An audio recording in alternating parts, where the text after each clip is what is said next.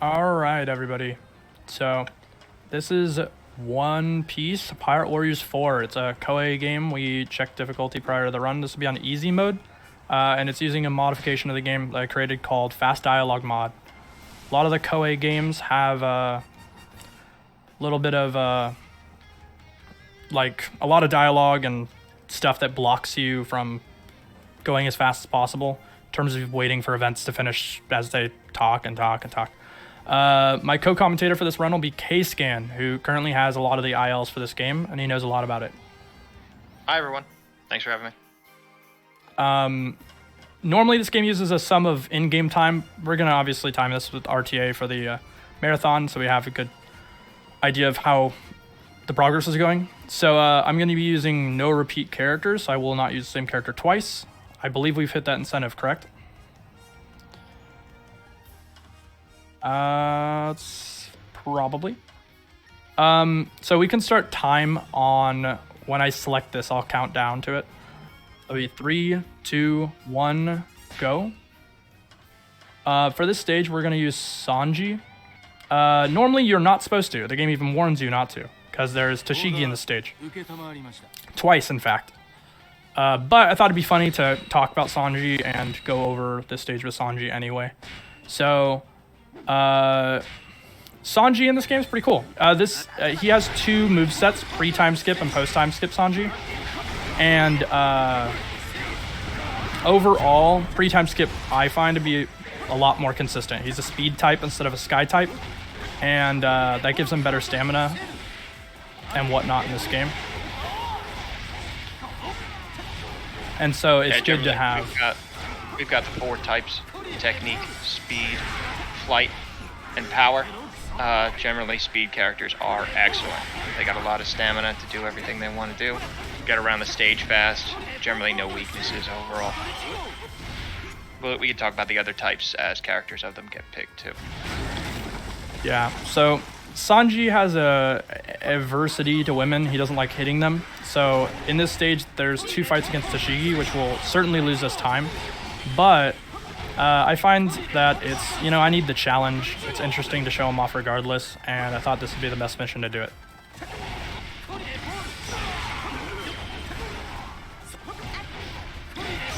So K-Scam, how about you tell him what kind of order, what we're doing stage objective-wise? Sure thing. So in this stage, we started off beating Smoker and capturing that area. So now here we've got Marines up and down these pathways as our crew heads to the escape point. The first trigger is going to be at the south here. Usopp is going to get ambushed. So we're going to clear as many guys as we can, and then we got to go south and help Usopp. After we take out Usopp, then we're going to head center. I believe that Tashigi spawn is going to be next as well. At the end of this mission, we really don't need to have all of our crewmates reach that X mark you'll see on the far left side. What we actually need to do is just complete all of their individual objectives, and then we need to get there. So you'll see Nighlin is taking out these guys. This is part of, you have to take them out before Tashigi spawns. And then after that, we'll have some guys in the rear for Zoro spawn. After those 2 spawns, we take them out, we'll be able to head and trigger the final fight of the stage. Now this is a full force burst you see Nighlin's activating. Every character, they'll have a little flame burning in the top and the bottom left of their character screen. The color corresponds to that type we talked about before, and they'll get better in a number of ways. They'll do more damage, they'll do more break damage, which is that white bar under the character, disabling your opponents. They'll use less stamina, and it changes kind of depending on the type as well. So here we are with Tashigi. Even though Sanji's not allowed to hit women, apparently his super moves let him bypass that. He just is attacking an area, and Tashigi just so happens to be in it, so we get a nice exception there. Yeah. Our last objective here. Go ahead. Now, Hackasash, that super is an amazing super. It's very, very powerful. So he gets kind of an exception. He does quite a lot of damage. I'm going to build a little extra meter here because I need the supers for when I run over here to deal with Tashigi later on, as well as Smoker at the final part of the stage.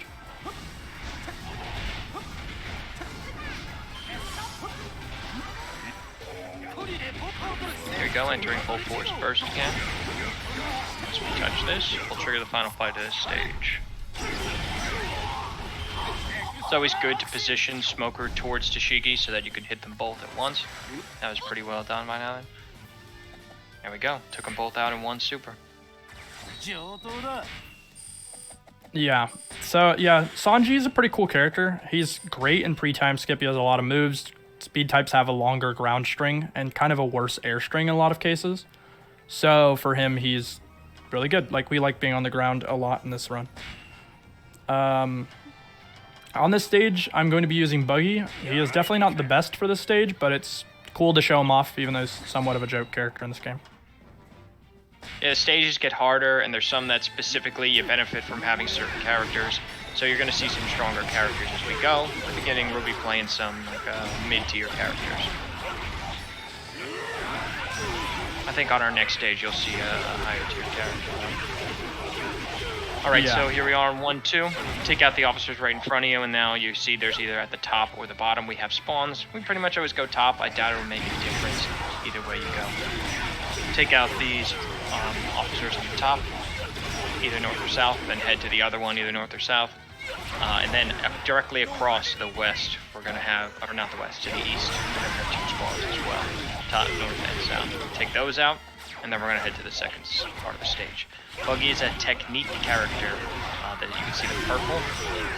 Their full force bursts are supposed to be better than other characters, but generally the technique characters in the game are very weak. Buggy's ironically one of the better of them in that sense. Yeah, there might be an oversight with Buggy because he's supposed to gain damage on his hand summon moves, according to the game's text, but he doesn't receive that. He just gains a vacuuming effect and a slightly increased hitbox. Head down here into Rain Base. We're going to fight Mr. 3, and as soon as we defeat him, this stage is going to end. I also like to tell him, I feel like this stage ends a tiny bit sooner if you head up the stairs as soon as you beat him, but it could just be a loading thing. Yeah, he like deloads, I think, and it ends the battle a little quicker. There you go, there's 1-2. Buggy's mostly... It says that you need to watch out for Croc as he's crossing that bridge, but you don't need to watch out for Croc. He cannot see you there, you just walk right past him. It's kind of a silly thing. Yeah, Buggy is a cool character. He mostly just sets his hands and then gets that really strong can kind of kick move. And so we use that a lot. Here I'm going to use Kid. He's one of the 3 kind of buggy, super powerful, like by a glitch kind of characters. Our boss killers. Yes. So here we are against our first boss. Don't blink, this is going to be fast. So we've got Kid, Ace, and strongest being Yanji. They all have moves that are particularly strong, and they just melt through single enemies. So someone who might be better on a full stage, might be fast, clearing movement. Nope, these are the guys who are particularly great at just killing one guy. Crocodile can control you a little bit here sometimes. You know, he'll float up in the air, you might miss here or there. But Kid is very consistent at taking out bosses quick. They look like 23, 24, nope, 29. Still good. Yeah. He backdashed me twice. He has an invincible backdash. It's mostly triggered by whatever Luffy in the background is doing, unfortunately. So if Luffy decides to pinwheel the air, a lot of time Croc will just decide to backdash, and we just lose damage that way. A lot of damage in that case. I also got moved into the air, and Kid's air combo is very bad. This stage has a lot of big expanses, so Whitebeard just saves so much time here that I decided to tuck in our father here, you know, very powerful character. Yep, Whitebeard definitely one of the best in the game. Incredibly fast, gigantic hitbox, great range too. He's got it all. Maybe on harder difficulties he can't hurt as much, but on lower difficulties he's insane. Alright, so we're going to, we have these initial Baroque work officers. Once we take them out, we're going to head, I believe, west. As the Marine spawn, we got to take out Tashigi.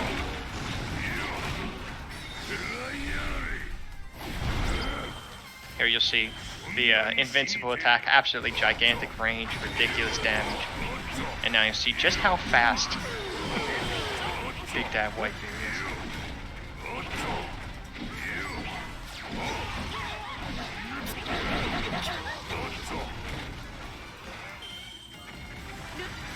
Alright, now I think about Mr. 1 and Mr. 2 spawn, with Mr. 1 being in the northwest and Mr. 2 being in the center south.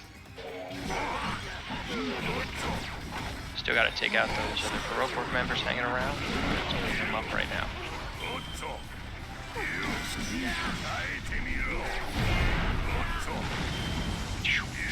Annihilated.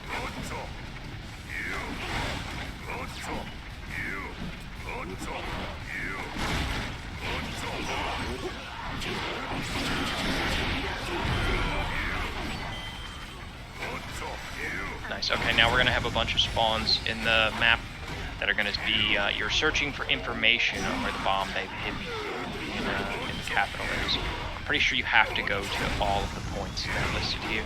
So you see he's got icons for them.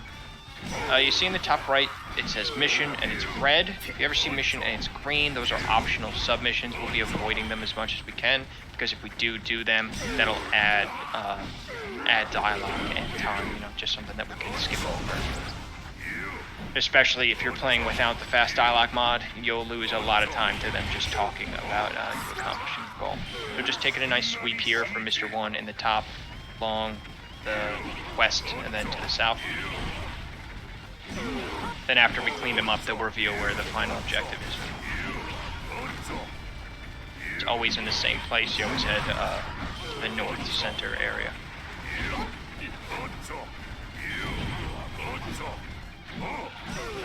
There we go, some good movement there. That's cursed. Yeah, so Whitebeard's a very, very quick character. He can be kind of unwieldy to control in a couple of these positions, so try my best, but it can get kind of awry. It's just a kind of a backup positional route for that stage. So Whitebeard's dash has a smash on it. He's a giant. So in a couple cases, you could do that vacuuming move like I did at the end there and dash, and it will kill them from colliding with each other because they're all bunched up. Yeah, so huge characters, dashes hurt. Definitely a useful tool that not everyone has access to. Yeah, Whitebeard's by far the fastest character in the game. There's nobody like quite as close. Like I think the second fastest character behind him, Blackbeard's like still like 20-30% slower than him. So it's pretty insane. Here we're going to be using Yonji. It's another boss stage against Crocodile. Yonji's the best boss killer in this game, and I have him for this fight because the alternative is a little too random. So I opted to instead use this character. So this can get kind of awry. We'll find out if it does. It looks good right now. All right, cool. And we let him on the ground. Here he's going to enter like a cutscene. It's going to dim the screen. It's the one bug of the fast dialogue mod that it couldn't quite patch without potentially creating an anomaly. So right here I'm going to like wait for a second, pop this, and then try to see if he triggers the cutscene. It looks like he should have. Not sure why he hasn't yet. There we go. So this move is bugged. It was a oversight. The developers left in like a really high damage hitbox basically for the first 3 hits of that drill, so we dash out of it. Yonji is the only one with that bug, despite there being like 4 characters with that drilling move. Yep, Yonji has 2 brothers whose movesets are very similar to him. And they have the same numbers, and his number is the same, but 1 decimal place moved over, so Islands rightly guesses that they probably didn't mean to put that where it did, but we're going to take advantage of it to go as fast as we can. Instead of the move supposed to do like 0.3 times multiplier, it instead does 1.3. They forgot to remove the 1. So it does way too much for the first 3 hits. Here we'll be using Okiku. Okiku's a fantastic character in this game. Also has a bug, or a weird choice. Not entirely sure which one. Where Okiku has abnormal damage numbers on a lot of these moves with ice on them. Like this one, where it's using the special move multiplier that normally these cooldown moves have, which is, you know, quite odd. So it gains an additional 1.2 times. Tagged it with a property it shouldn't have had otherwise. Yeah, so with 1.2 times power, ends up making this character extremely powerful on a lot of their moves.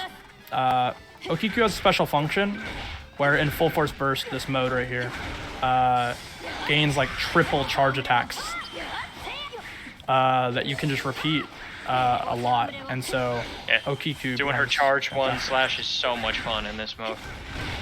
Yeah. Great character. Very good character. It also smashes, so as you see, he collided with the wall there and made the damage insane. There are a couple time saves in this stage that are like really weird. Like you can walk on top of, with Okiku, sorry, you can dash on these staircases or on like little collision to do an air dash. If you do that, the game will accidentally give you 2 times movement speed going into your dash. And your dash will go twice as far. But that's not easy to do. I'm gonna lose a lot of time at the end here because I won't have full force burst for this final fight here, but it was an expected loss of time, so. I'll instead go for a couple super moves.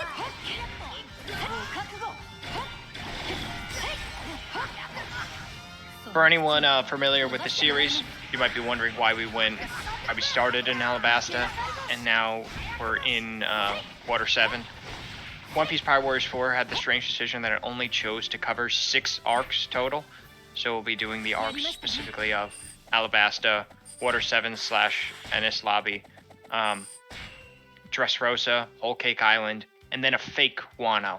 They made Wano before Wano was really getting underway. I think they were in the first 5 chapters of Wano, so they did the same thing with Pirate Warriors 3 and Dressrosa. They just kind of assumed and made their own little story for it. So those would be the only 6 arcs we're going to do. Yep. Here we'll be using Mihawk.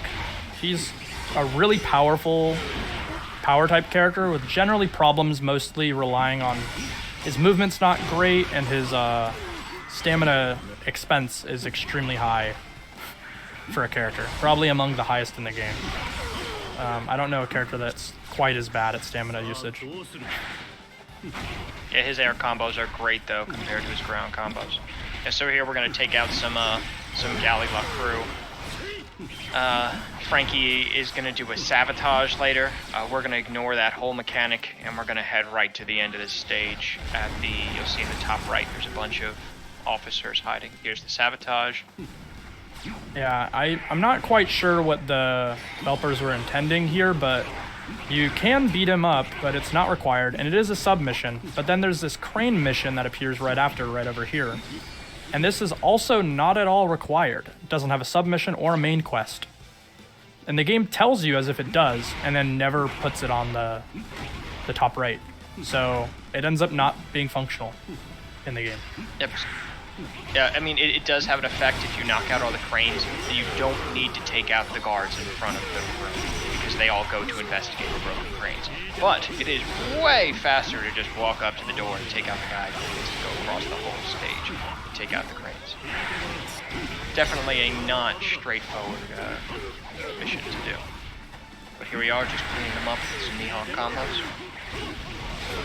Mihawk's a character with a charge system where his moves charge up his charge moves by doing the full square string. In the air, they decided that it would just instantaneously be maxed out, so he doesn't end up needing to really worry about it. Yeah, once we're inside, we fight Luno here, and he is particularly weak for some reason. Compared to other bosses in the game, he has like no health. Yeah. Finishing off with a special just for style. Yep. But yeah, Mihawk's major points are, jumping in the air with Mihawk is very good. He gets like a 12% attack speed and damage boost roughly, and then he just has really strong air moves. A couple of those moves, like the projectile move I was using, have like a shotgunning property that do a lot of damage if you're up close. And yeah, so he's pretty cool. Unfortunately, his ground combo is a little too slow in this game. I would have probably increased it by like 5-ish% on the base movement or attack speed, and he probably would have been perfect out of the oven. So here we're going to use Hawkins. So Hawkins isn't necessarily like a known boss killing character, but in this game he can be used as such because Some of his Yeah, mechanics there's are more extremely bosses powerful. than boss killer characters that we have. Yeah, between he's got a few of his L2 move or like right trigger R2 moves that are really strong. Put him in the corner. His basic square combo does a lot of damage. Basically, anyone who doesn't super rely on their full force burst is what we're looking for in the boss killers, because they don't have time necessarily to build up their full force burst compared to characters playing a normal stage. 25 seconds is still plenty fine time, especially for a non-boss killer character. Yeah, I got decent RNG. So he has a random mechanic with his tarot cards. And in that stage, he has, he can get barrels, which is the worst. I got that twice. He can get ice, which is the best. And he can get meteor, which is the second best, and lightning, which is the third. Meteors are so good. Yeah, meteors do a lot of damage. Ice is useful because freezing is extremely broken in this game. So, we're gonna use Kaido for the stage. I needed somebody who's like kind of big enough to bust down the wall as fast as possible, and strong enough / big enough to hit the switches faster. You'll see upcoming. K-Scan will call them out when they're happening. But he just has a lot of benefits. Killing that first guy as fast as possible is a time save, and then being able to... we need the crew to get to the door before we can break it down. Yes. Clearing the way for them.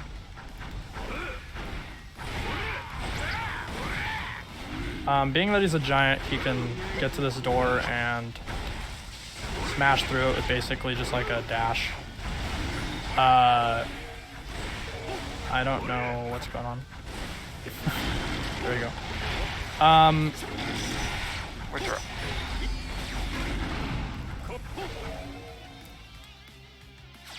Alright, so now the gates get put off and we gotta hit these buttons here.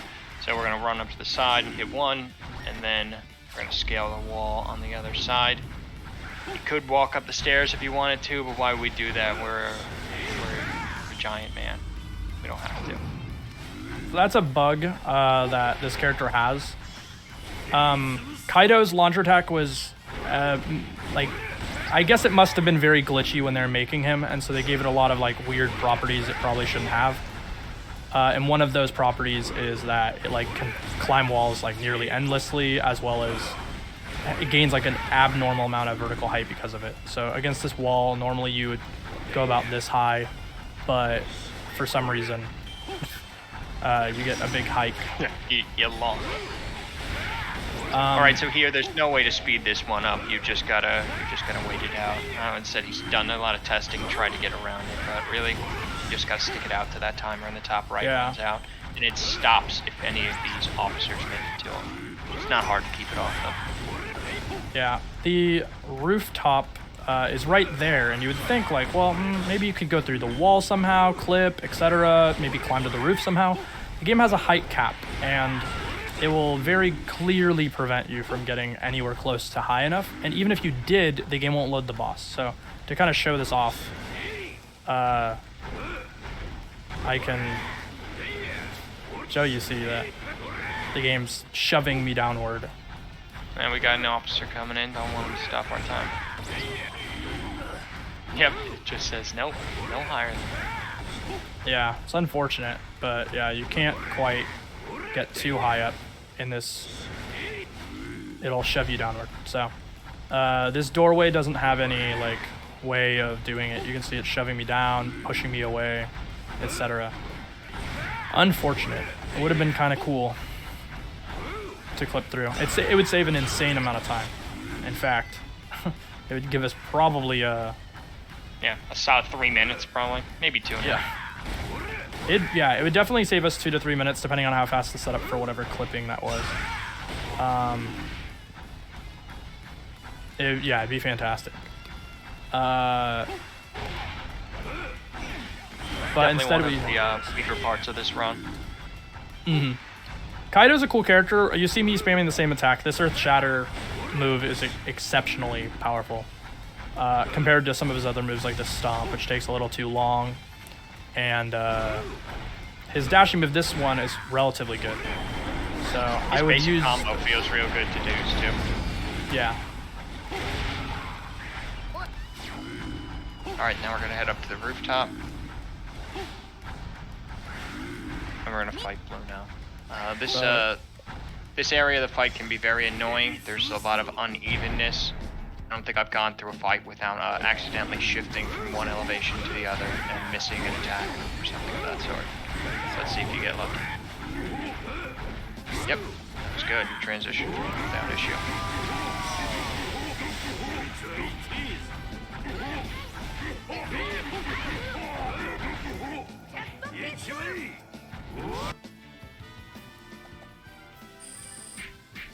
And nice. Yeah. Yeah, Kaido's quite good. He's, if they give him a little bit more lag reduction and put him in another game, it'll be fantastic. Unfortunately, a lot of his moves out were... for Pirate Warriors 5. Exactly. Can't wait for that game. Please ask them on Twitter. Just brigade them until they release the game. I'm just kidding, because it would have already been in development if it isn't coming. Well, they could be waiting for Wano to finish up before they do something like that. For sure, but the development would be Seemed started. like they waited until Whole Cake finished and then they started making Pirate Warriors 4.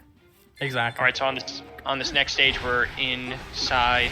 This is like the Bridge of Hesitation inside the judges area in Ennis Lobby. This stage is huge. It's very easy if you're like going through a casual run to not know where the heck you're going on here. But yeah, you start off. There's some individuals in front of here.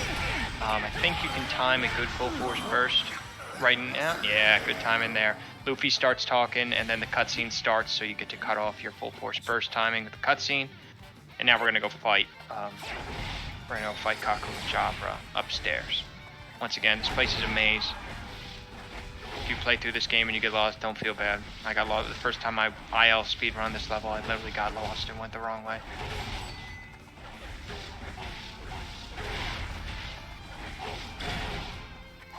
Alright, you can see the green aura. That's because we've got Cavendish as a speed character. Once again, incredibly fast, great stamina usage there. We're going to take out Jabra and Kaku here. I'm pretty sure Jabra is actually fake here. He spawns again at the top of the stairs, so we're going to head back over top of the stairs and fight Jabra a second time.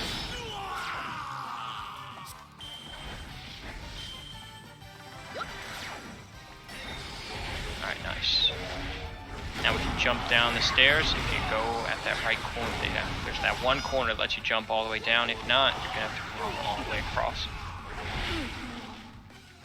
Alright, so we're going to head down. Let's take out a few guys on our way. Go to the basement, and then we're going to head to the Bridge of Hesitation. This is a long trip. It's not too long, but the fact that we have a speed character here means it's not going to be nearly as bad. So you see Nighlin a lot doing air dashes. Air dashing generally, like you get to keep your momentum after the dash far more than what is your max speed on the ground. So you always want to be air dashing when you can. It's going to take longer for you to regain your stamina though. So it's a little bit of a trade-off, and if you're too close to an enemy, the air dash will drag them with you, which will slow down your air dash as well. So you want a clean air dash, not interacting with anyone. Stairs can be a little weird here. I think in testing, we had said that jumping at certain times, dashing at certain times, sprinting at certain times will be better on stairs than just jump dashing. It's a little tricky. So now we're coming up to Lucci here. We're going to fight Lucci. Nothing too much special here. Cavendish is a fine character. You turn into Hakuba, he can be, he's pretty good.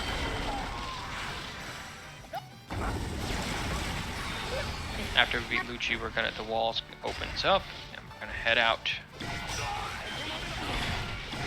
Alright, so we're gonna have to take out all of the officers that are on this upper rung. Even though it hasn't given us that objective yet, we know the objective is just about to come. So we're gonna take them out before it gives us the objective, and then sweep all the way along the top, taking them all out. Yeah, so Hakuba and Cavendish are one and the same character-wise. Hakuba kind of has a slightly variant moveset to him, but overall, Hakuba is a very powerful character. He's also one of the few characters in the game that's full force burst, activation, or form change technically, has a hitbox on it, and so it does basically a mini super when you transform into him, which helps out. He's also fantastic speed-wise, and his square combo is among the best in the game due to the way they made it. Yep. It's So like as one we of the touch here, base fastest. 3 more guys are going to spawn here. We're going to take them out. Looks like it's way more than 3. Looks like 6. And then we're going to have to head west from here to take out those guys some more before we finish up.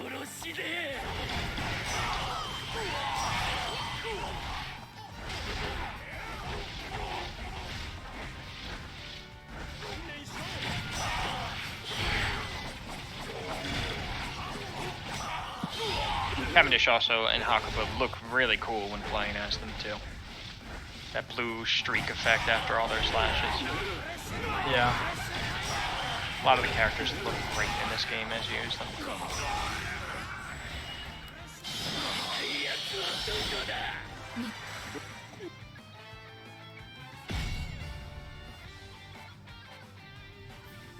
There we go. Took out all the officers up top. That is 2-5. Yeah, Cavendish isn't among the best characters in this game, but of the speed types, he's quite up in there, like a mid-high. Hakuba is a better character, but having to like leave the form and enter it is really, really bad for him. It takes forever to enter and forever to leave.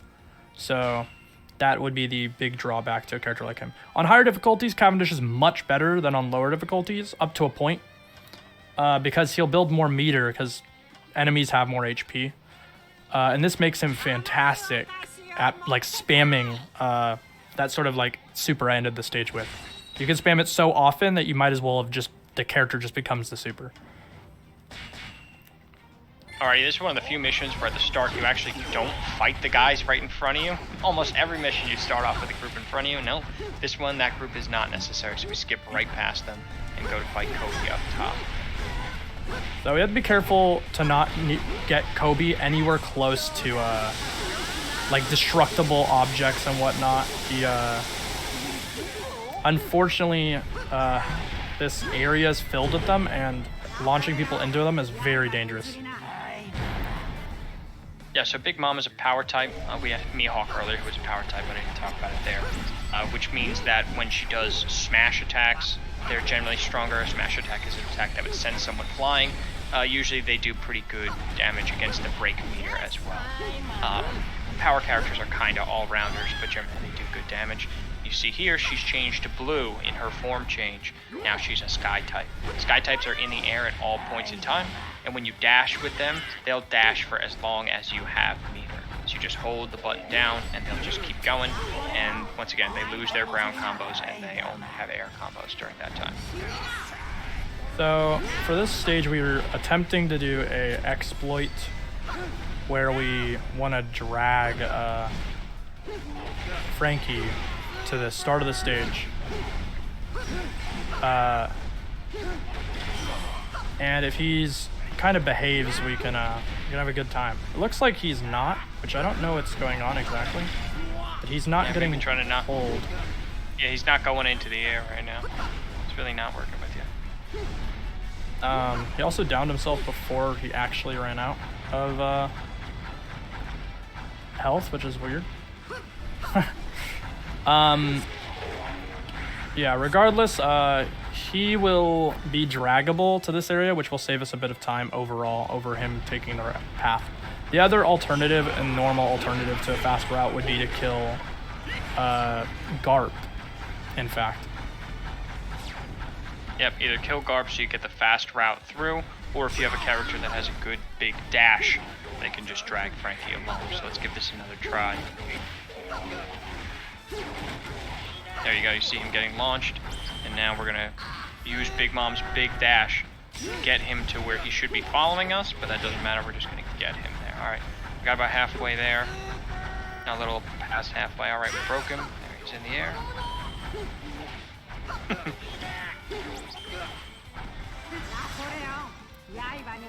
Yeah, he does not want to work with you. Here we go.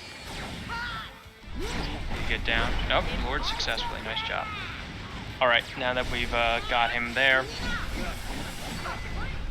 we gotta defeat him.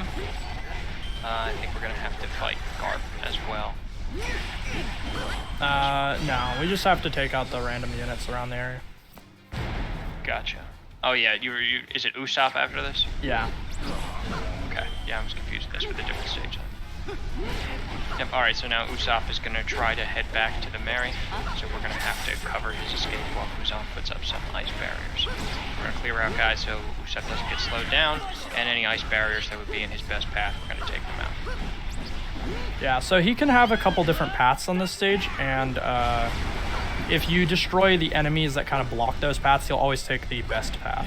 Unlike the case with Garp and the Pants Thief, where you have to take out a unit in order to make that path appear. In this, it's more about preventing Usopp from getting stuck by killing the units before they interact with them. It's a good time to go over Big Mom. So, Big Mom's an interesting character. She's a giant like the others. A couple of the other characters like Whitebeard and Kaido and her are the primary three.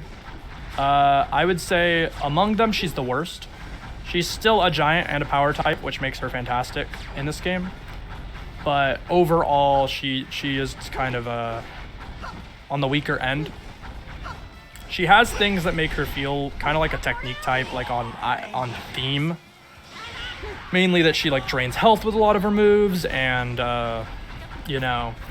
overall has like a lot of these like status ailments and stuff, but they don't really pay off for her, I would say. Yeah, but she's got to be compared to her contemporary giants. She's a little falls behind them. Doesn't mean she's not a great character, just hard compared to them. Yeah.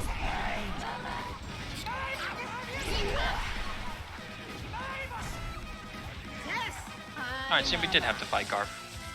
Yeah, at the end, I was gonna say. Gotcha, I just jumped past the Usopp part. Yeah, it's kind of forgettable. I just thought I'd show those moves off, so at the end I'll just do 3 supers.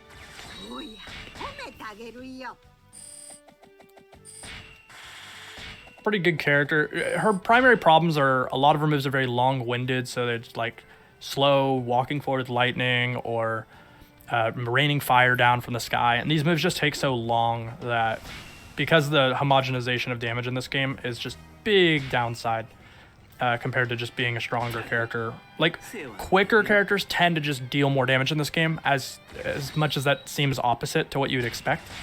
The Giants actually end up dealing less DPS than just fast characters, because the way they did the damage is a lot of characters have very comparable damage to one another. Mm-hmm. So this is a correction from earlier. I had said that the 6 arcs, I did not mention Marineford. So I forgot that they kind of combined Dressrosa and Whole Cake into what is like section 5, I think. Yeah. And Marineford is actually number 3. So you got a little bit of Shavandi first, and then we head over to Marineford for our 3rd set of missions. So here, this mission is a little bit tricky. We're trying to save our crew, save a few of the worst generation, and then we head to fight Kuma. Pathing here is very important. You lose a lot of time if you don't do this one the right way. So we always start off saving Kid on the far side. In the center, I think we clear out a few people here before we head west to save some of our crew members. If you don't start with Kid, he takes so long to get down that you can lose a lot of time by doing him last. So the path to go, like knowing who's the fastest, who will get to where they need to be after you clear their objective is important, and then we do it in the reverse order, slowest to fastest. Yeah. Ace, generally a really strong character, great air moves, great grounded moves, in full force burst. He's a speed type, he's very powerful, covers a lot of bases. And I interrupted you. No, that's fine. Yeah, Ace is a very powerful character. He has a charge mechanic where you can perform his moves and kind of hold them to make them do powerful moves. In full force burst, he does not need to charge his moves. They're automatically fully charged, which makes him quite a bit better than most other characters. And like I said before, homogenization is a big problem in this game, if you were to call it that. I would, and because of that, having any mechanic that's going to give you extra damage for doing something, like a condition like charging a move, makes your character fantastic, because it just increases the damage past the norm.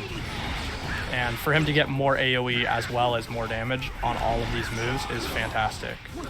Makes him quite a bit more powerful.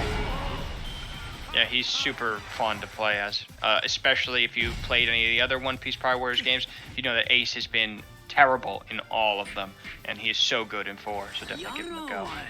He was very strong in, I think, the first game, which not a lot of people played. Yeah. And then he was nerfed in the second one, and he was nerfed or buffed a little bit in the third one, but still kind of bad. And then the fourth one, he was buffed a ton. We performed a glitch there at the end.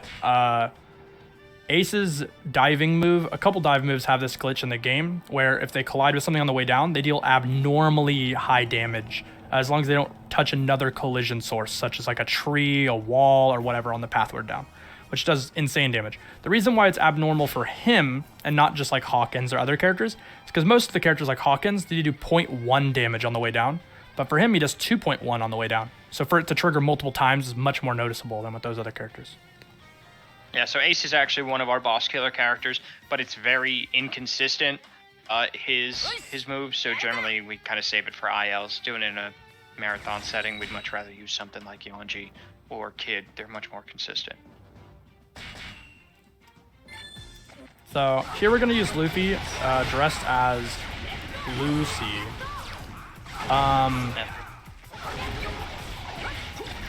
He's quite powerful. We're going to clear out the folks in front of us. I believe then Kuma will spawn north after we clear them out, so we're going to head there. And then we're going to have another Kuma in the east, and then another Kuma in the center. So a lot of just taking out officers as they spawn, but knowing where they're going to come from lets us get a little bit ahead of the game for sure. If you're on standard, no dialogue mod, you have all day to go wherever you need to go beforehand. Once again, the fast dialogue mod is great.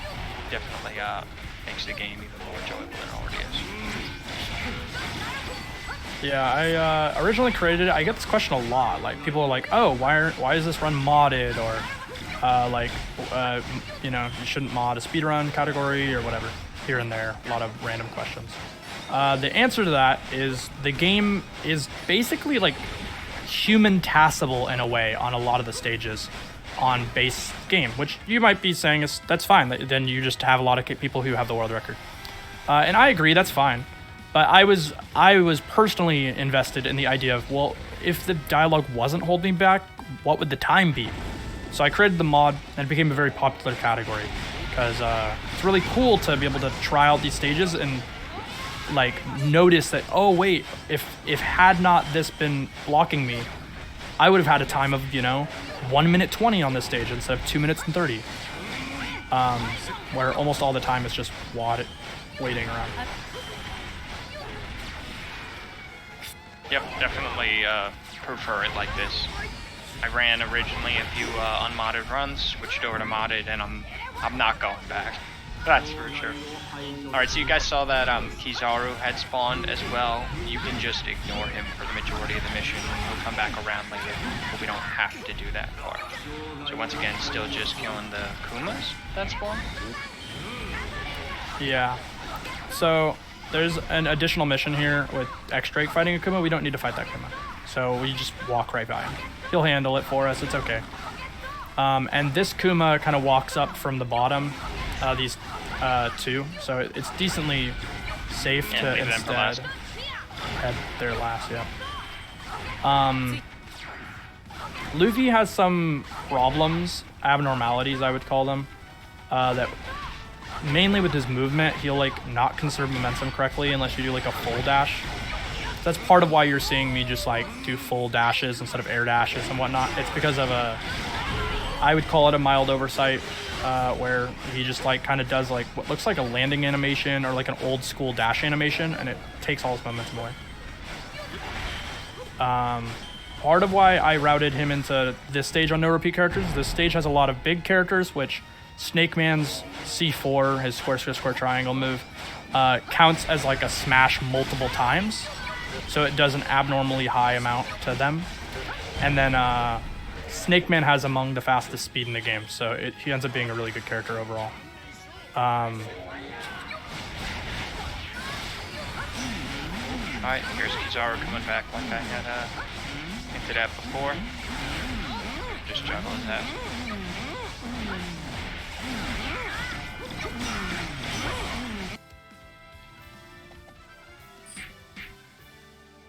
There you go, Bunny Fine 3-2.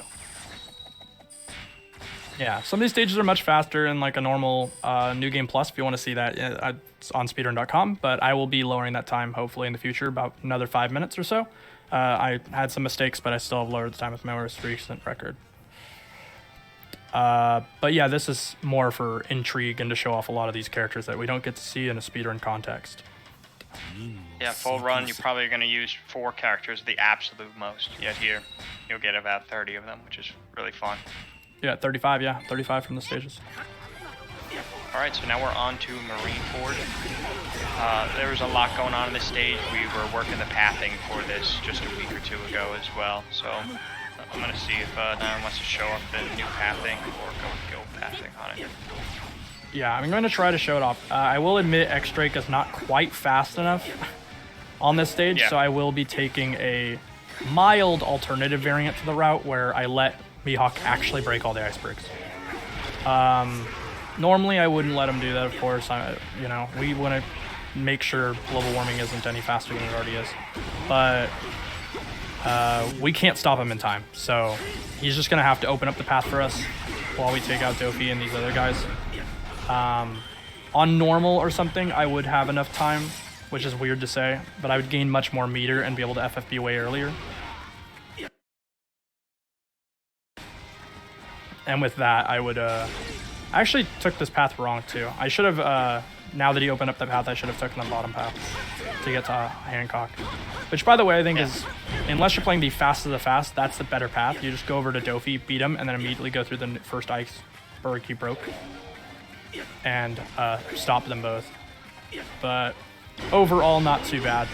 This route is probably slower than going through the town and coming back, only with slow characters like this, because you're letting a lot of the town guys kind of not be cluttered up, and so you have to take this kind of wacky path through here. But I will say, generally speaking, this would be the proper path. X-Drake is a great character. He feels really good. His attacks hit hard. His break damage for a non-giant character, his break damage is great. Air combos are good, and you can turn into a dinosaur too. Yeah, I wouldn't recommend the dinosaur one, but I do agree with everything else. It's fun. Speedrun, maybe not. Turning into a dinosaur in a Muso game is pretty fun. Yeah, they should add a dinosaur mode and more Musos. Yep, Pirate Warriors 5, I hope there's lots of dinosaurs to play as. So, X-Drake has some movement tech that makes him the fastest character in the game in some weird ways with this move that I'm using. If you hit like a staircase dash and then immediately like perform it, it does kind of go really, really quick. But very, very unlikely strategy. Here, I won't be able to get fast Akainu, so this cutscene will start moving my camera everywhere. So just know that fast Akainu would get to him before any of this happens. We would just be right here where he spawns. Yeah, there are like so many enemies in this North Park, but the only thing you have to do is take out the Admiral, so we ignore everyone else and just go right for them. Yeah. Hopefully I don't run out of yeah, I'm not liking that FFB. Yeah. No, you're gonna have some. All right, so now we get teleported, and we're gonna fight the last Admiral. We're gonna fight Aokiji to finish the map. Nice. He's very weak on easy mode.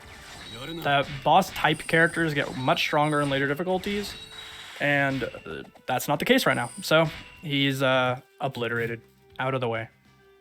The X-Drake's a cool character. His full force burst gives him earthquakes on his moves. Some of his moves become vacuums and pull in. A lot of his moves gain smash property and like start hitting people against walls, starts to do a ton of damage. He's very, very cool. Good speed type, very good design. Actually, really good air moves too, which is usually not a case for most of those speed types.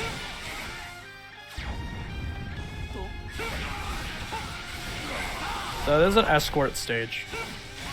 Yeah, this one's pretty rough. So here we have Buggy carrying Luffy, and Jinbei following behind them. So I feel like there's only so much time to be saved here versus like what fastest you could be. Yeah. So this is the other character that has the brother moves forward built into him.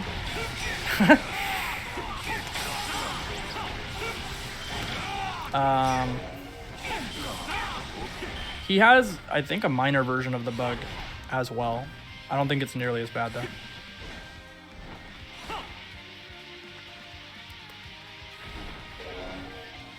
Luckily, we don't care about Ivankov's movement on the stage. So we're just gonna pay attention to Luffy's and make sure he's not getting stopped for too long doing any abnormal stuff. Ivankov won't stop as much as Luffy either, so that's nice. I picked the Sky type for this stage so that we would have the ability to shove enemies out of the way much more easily. And Judge is amongst the better Sky types in the game.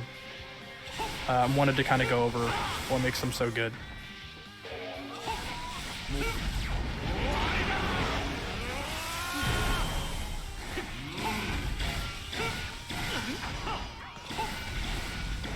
That whirlwind hits hard.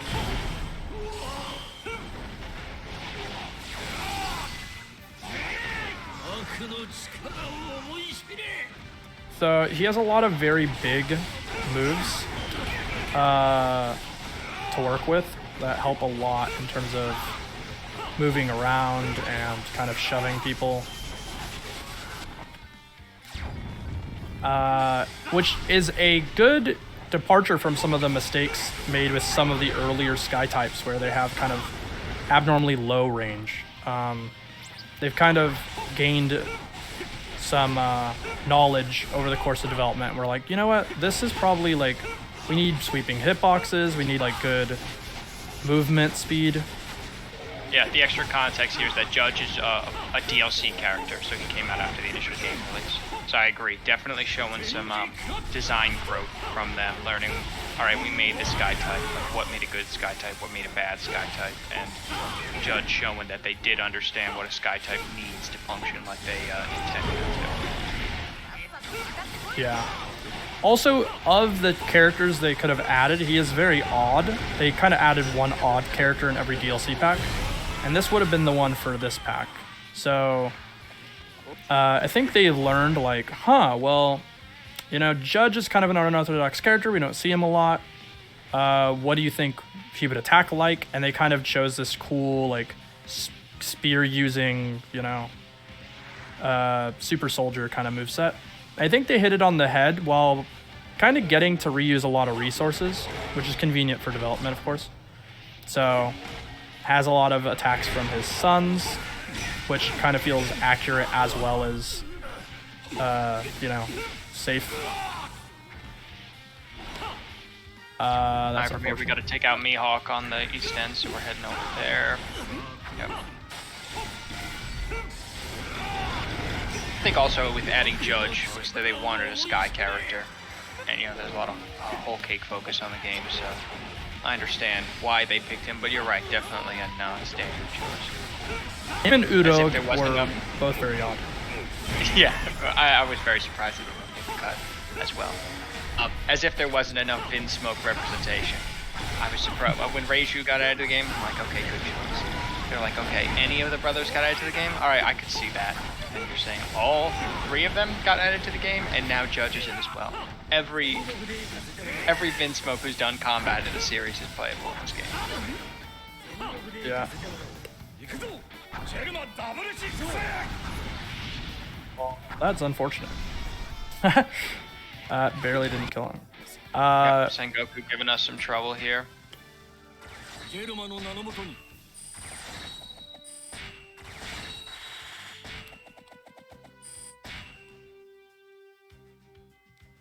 Alright, I'll wrap up 3-4, we're on to 3-5. Yeah, Judge is a cool character, has a lot of good moves, so it's a cool character to see. Not a lot to be talked about besides C4 being very good, that vacuuming move I'm using a lot, and his C5 being kind of below average. Other than that, very good. Ground moves are not that great with him, but that's pretty traditional for Sky types. Yep. So he's carry here. The hope when I originally routed her into here was she can disable Kuzan Aokiji's approach. But over time, realized that's not important at all. And so the only thing that's good about that is to paralyze him early on so that this kind of thing doesn't happen. And then just immediately running over, breaking the wall. Something that I knew, but like didn't quite know if it would be worth it, is that these enemies actually don't spawn on depending on Luffy's position, which is standard for escort missions, but rather on your position. So they only care if you're there. So you can pre-generate and kill all of these units. And then, you know, head back, make sure Luffy goes as fast as possible. In this case, I got unfortunate, terrible, like Luffy just wanted to keep fighting Kuzan after I stunned him, so that just happens. Ace doesn't matter here, it's just what Luffy wants.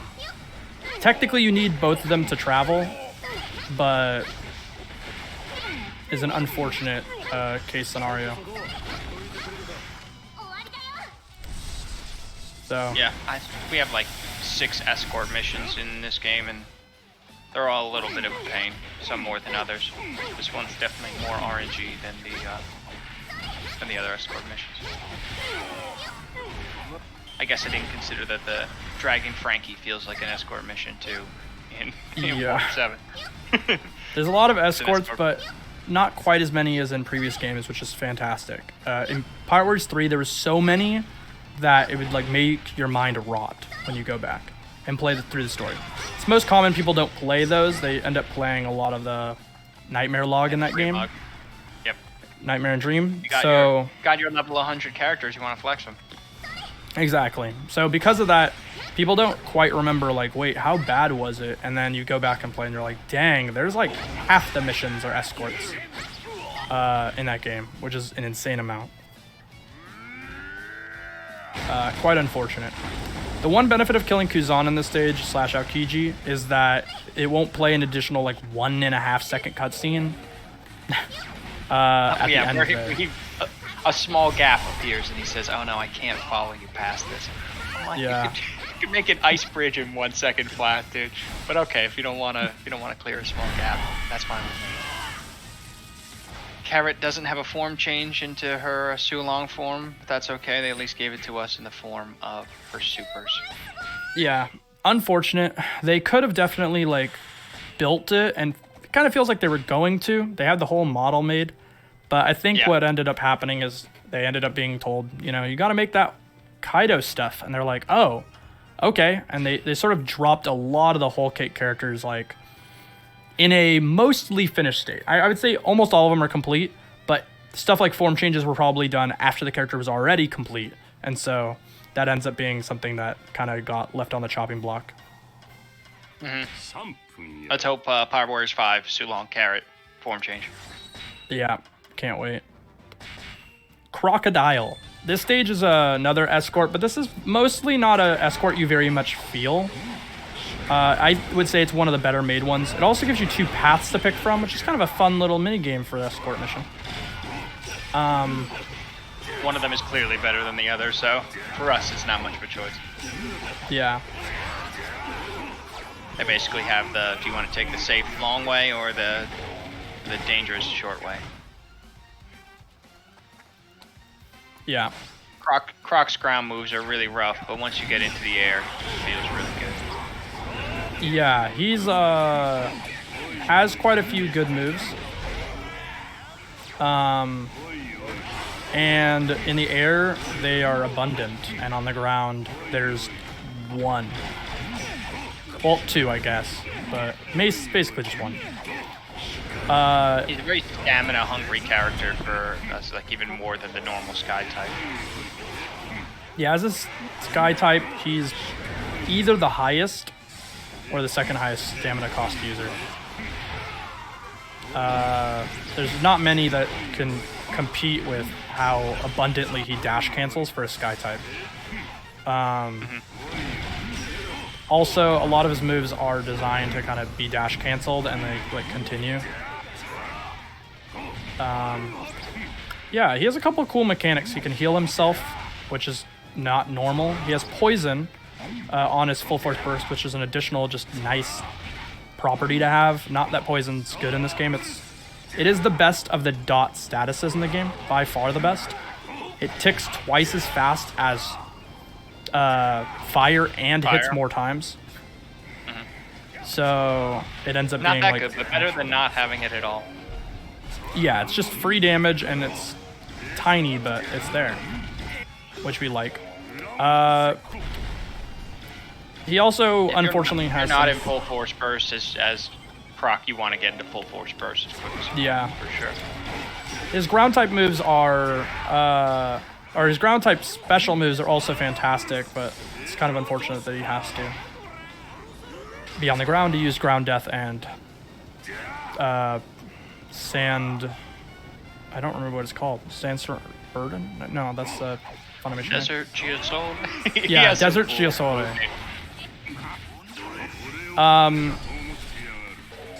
So this move has very low startup and lag, and has like an extra hitbox when it slams into the ground, which makes it abnormally damaging.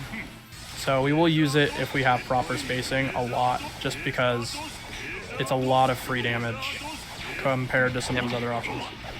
Once you reach the other stage, good.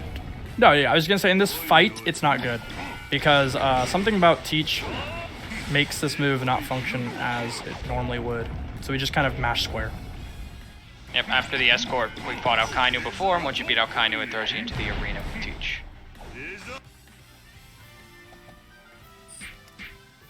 Yeah, good character, good zone control character. When you play him casually, he's also just really good with low stats. He's got everything you'd want. The only thing that's kind of problematic is FFB is pretty much a go-to, and unlike Sky types who can kind of just jump in the air and play the game, he can't quite do that without full force burst. He has additional stamina costs on some of his moves while he's not in full force burst in the air.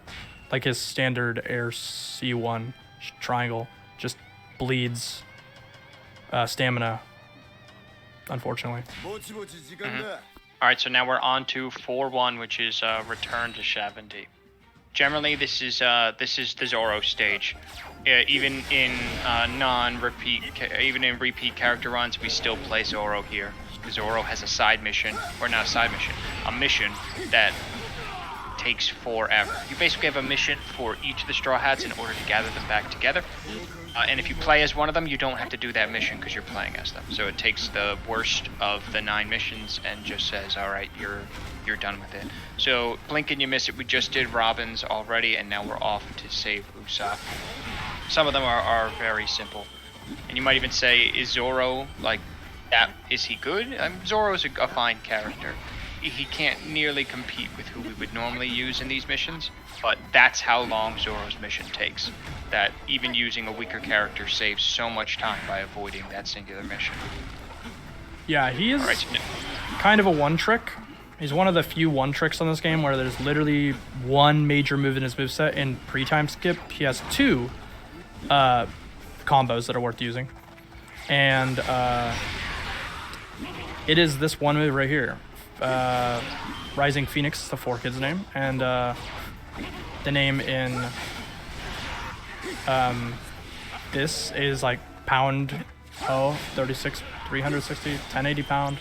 They use a bunch of different numbers, and it's fantastic. Extremely broken move. 1.5 power, smashes on hit, goes forward, can multi-hit the same enemy multiple times if they keep riding forward from it. Best part is hitting enemies into each other with the smash when you get it too. You'll kill people just from hitting one guy into another with this move too. Did you go over what a smash property is? You would probably be able to say it better than I do, but most of the time Smash properties, I'm pretty sure they do extra break damage as well. And if they aren't broken, if the enemy is broken, or if they don't have a break gauge like a regular peon, they get launched. And if they get launched into an object or another character, they take damage. And if they got launched into another character, that character also takes damage. I think that the damage is set, like, so no matter what character smashes into another character, they take the same amount of damage. So if you hit 20 peons into one boss, that boss will take 20 hits of smash damage, which is massive. And you can take out whole characters just by knocking peons into them. Generally, power characters have a lot of smash moves, but I think every character at least has one or two of them. Yes. Yeah, there's a... like, I don't know if I call it hyperbolic scaling in this game, but there is sort of like hyperbolic scaling on smashes where the first one will deal like 0.3, the second will deal like 0.17, 0.15, then 0.075. Like, it'll half every additional hit. So unfortunately, like, hitting a crowd won't deal like an abnormally insane amount, but it will deal quite a lot either way. The average for moves with hyperbolic, the easy way to think of them is they do 1.95 more than they should. If there's multiple enemies, because that's when it starts getting to the point where it basically caps. Gotcha. Fall off is really hard after that. So a smash, it's easy to think that a smash does roughly like 0.8 additional multiplier, which this move does 1.5. 0.8 is a lot of extra power to just add on top for no reason. And that's ignoring any sort of like weird anomalous bugs that just cause from certain conditions.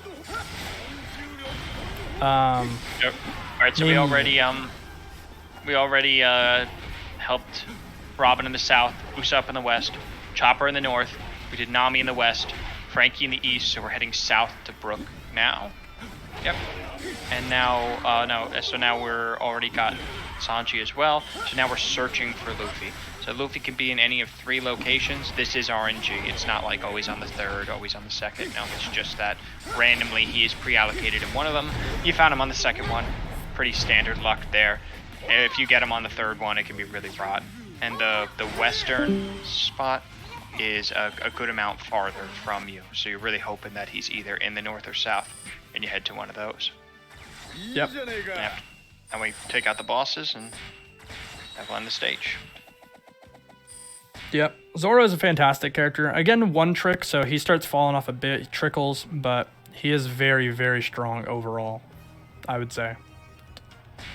A good bit stronger than your average guy. Akainu. So, Akainu is a setup character. He's a power setup type. Another one of those characters where they were like, more power than technique, but technique is kind of the vibe. So he's got a lot of these really useful moves. In fact, if not for hyperbolic scaling, this character would break the game so hard. He would be better than Katakuri. Unfortunately, they did not let him do that. They stopped him before he could fly.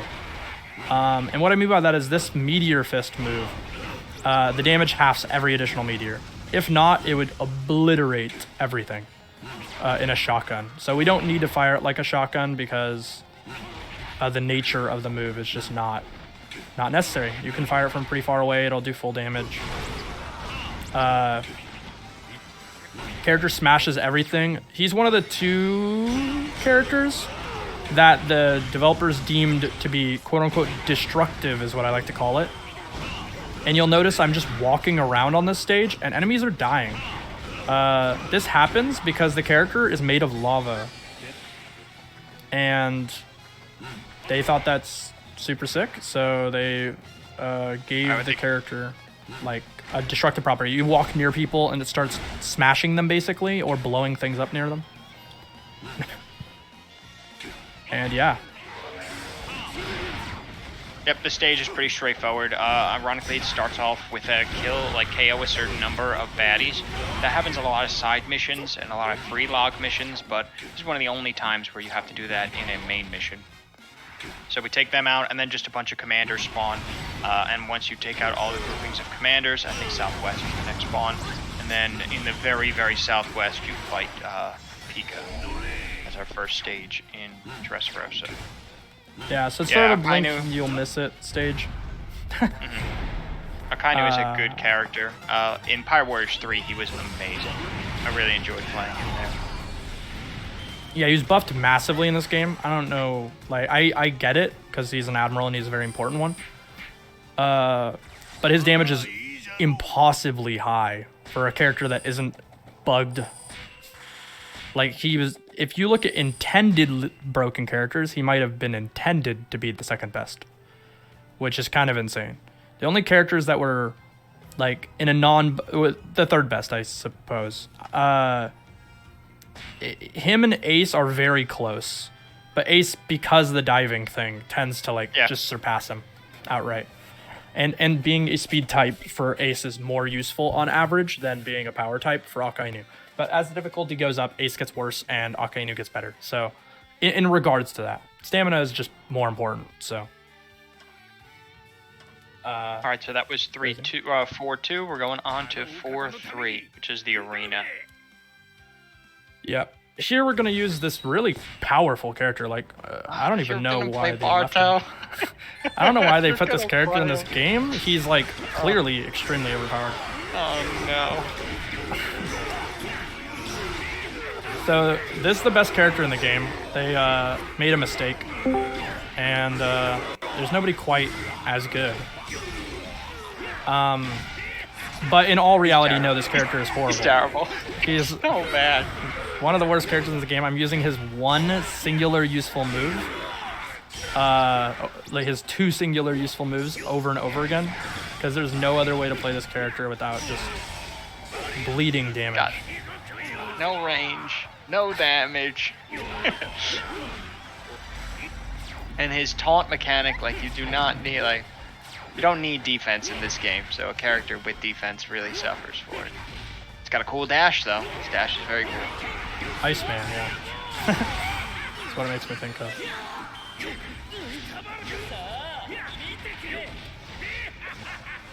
Due to his status, as odd as it is, it does have some interesting properties at breaking the game a little bit, but there's no real way to route him in. Maybe on a decent character.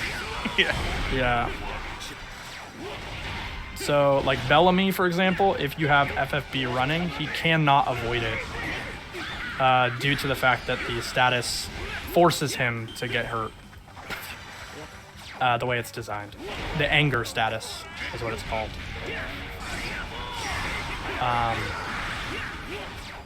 It's just that fantastic.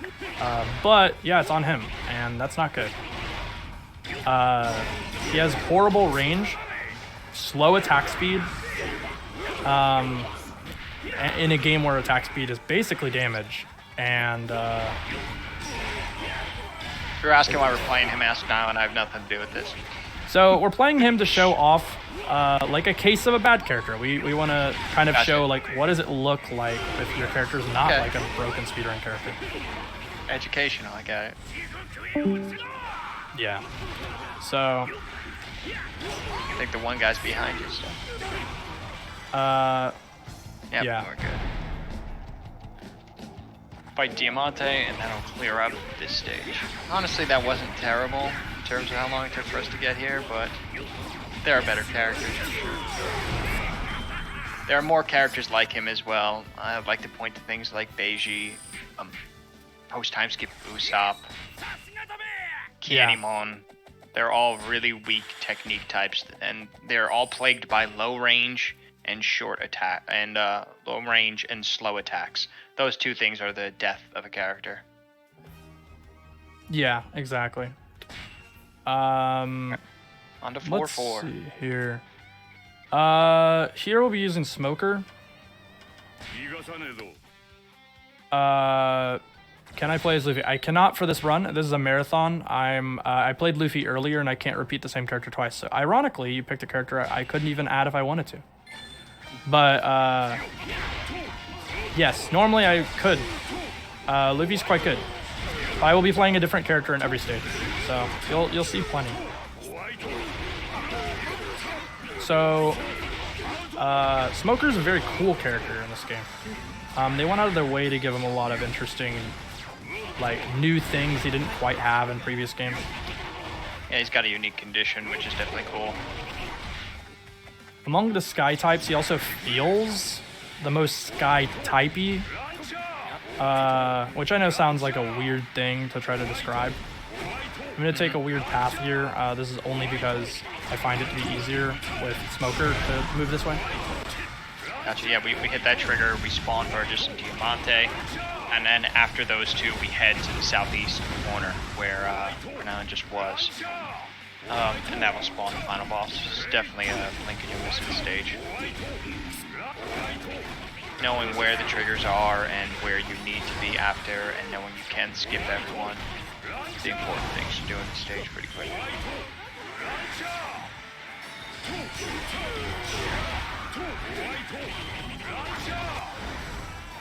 So, Smoker, very fast character, plagued by pure stamina problem. But FFB and Sky types actually halves their stamina cost. His damage is very, very good, which is kind of interesting. I don't know what makes his damage better than normal, but whatever it is, do it more. Spectre moves are a little wonky, but you're right, his damage numbers definitely feel good.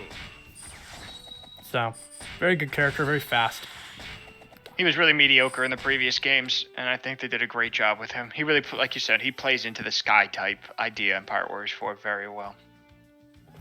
Yeah, very, very fast character. So Birdcage is the stage we can't do much with. I put Ichiji here just so we can kind of talk about Ichiji as a character. I think Ichiji should have been the only character of the brothers that was added. If it was up to me, I would have just made him use all of his other brothers' moves. Because he has like kind of the coolest, unique moves of the brothers, to me. I think you just got suplexed by Pirate Officer. Yeah, I got power bombed. Oh well. Even though I like Niji more, I would understand if Ichiji was the only brother added. Yeah, like having this move. Yep, there you go. There's Niji. I said I like Niji. Look, he'd be in the game at that point.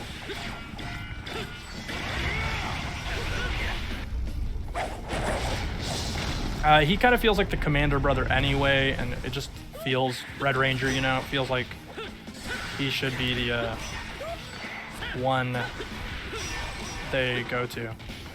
Yeah, but they got to say they have more characters by having only 3 small variations on the same model.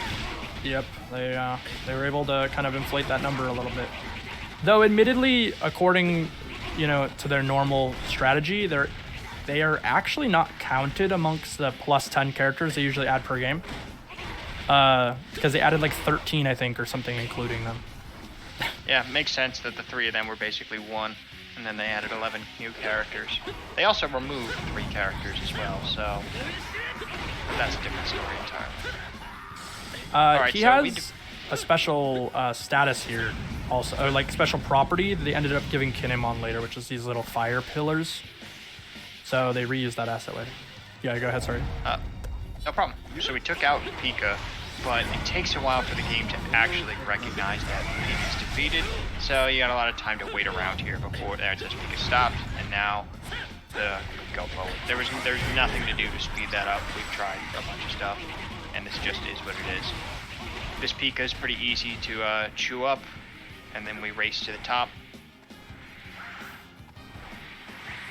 As a Sky type, in full force burst, Ichiji's gonna get there pretty fast.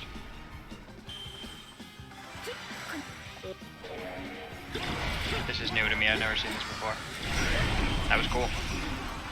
Yeah, it's hard with characters that are smaller, but I thought, might as well try it.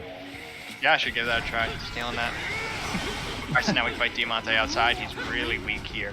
And then inside, you've got 4 Dofi spawn, but the same one is always the correct one, so we know exactly who to go for. And once again, not tough. Chew him up, and then we head up top for the boss fight. We won't have full force burst, so it's going to be a little bit tougher, but not something that I can handle.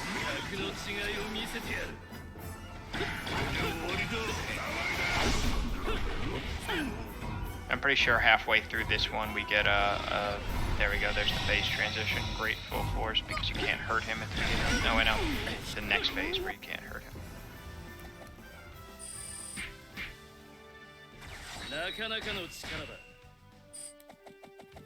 One of the best characters in the game for spamming special moves. Of the two brothers, he is of the three brothers, sorry. He's the second best. Yonji, as glitched as he is, has more moves where he uses his brothers than all the other brothers. So time was like 5 seconds off of your regular time. Yeah, that's how bad like Birdcage is. Yeah, Birdcage is bad, and Ichiji is not a bad character either. So those two things combined, ended up not losing much at all. Yeah, he's crazy. So we're gonna use Reiju here. Reiju is a very weird character. I want to say that she's unfinished a little bit more than it appears on the surface. I think she's so cool. She's got such awesome moves in this game. Yeah, she's super cool. But she has some like weird things. For one, the game does consider her stuff to be poison, but the game doesn't deal any damage for it. So that's kind of odd. Her charging mechanic is like, it doesn't feel consistent at all. And I've tried to view it with some tools and like look into when I'm charged and when I'm not, and it seems random sometimes. Yeah, I ignore it completely when I play as her. When she's in full force burst, the tornadoes are good. And if you want to burn down an officer, her like combo 4 in the air melts them. Definitely a fun character, and like with what you said is Croc, she's very strong when even at like low levels. So like if you're on a casual playthrough. This mission is a little annoying. A bunch of officers just keep popping up, and you have to just chase them around, take them down, and then destroy the boxes that they point you towards. Not much to do there. And then the crew tries to escape from Dressrosa.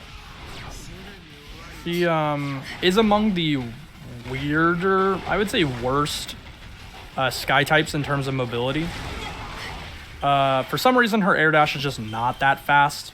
It doesn't seem to be boosted much by full force burst. Might be like a light oversight, but I find that the movement speed between full force burst and non-full force burst dash is like not different enough. Which seems odd. But she does have other properties from it, so maybe that was the idea. She gains like that stuff instead. But yeah, she has a fake poison property that just doesn't work. So very weird. I don't know what the heck's happened. What happened? I'll have to stage out a pathway here, but goes to show. It's hard to get used to. It shows one on the minimap, but it's not actually there. Where did it? Am I missing something? You're looking for the provision. I thought I had already hit it. Let me head down here. Take out this officer. So, Reiju's cool character. I like her a ton. I just think like for somebody with the poison fruit to not have poison, and for the poison to not only not deal damage, but also just not deal bonus damage. Like it would have been cool if her poison was like better. Like she had badly poisoned basically. That did a ton of damage over time or something. But I can't complain all too much. The character's still really cool in the end.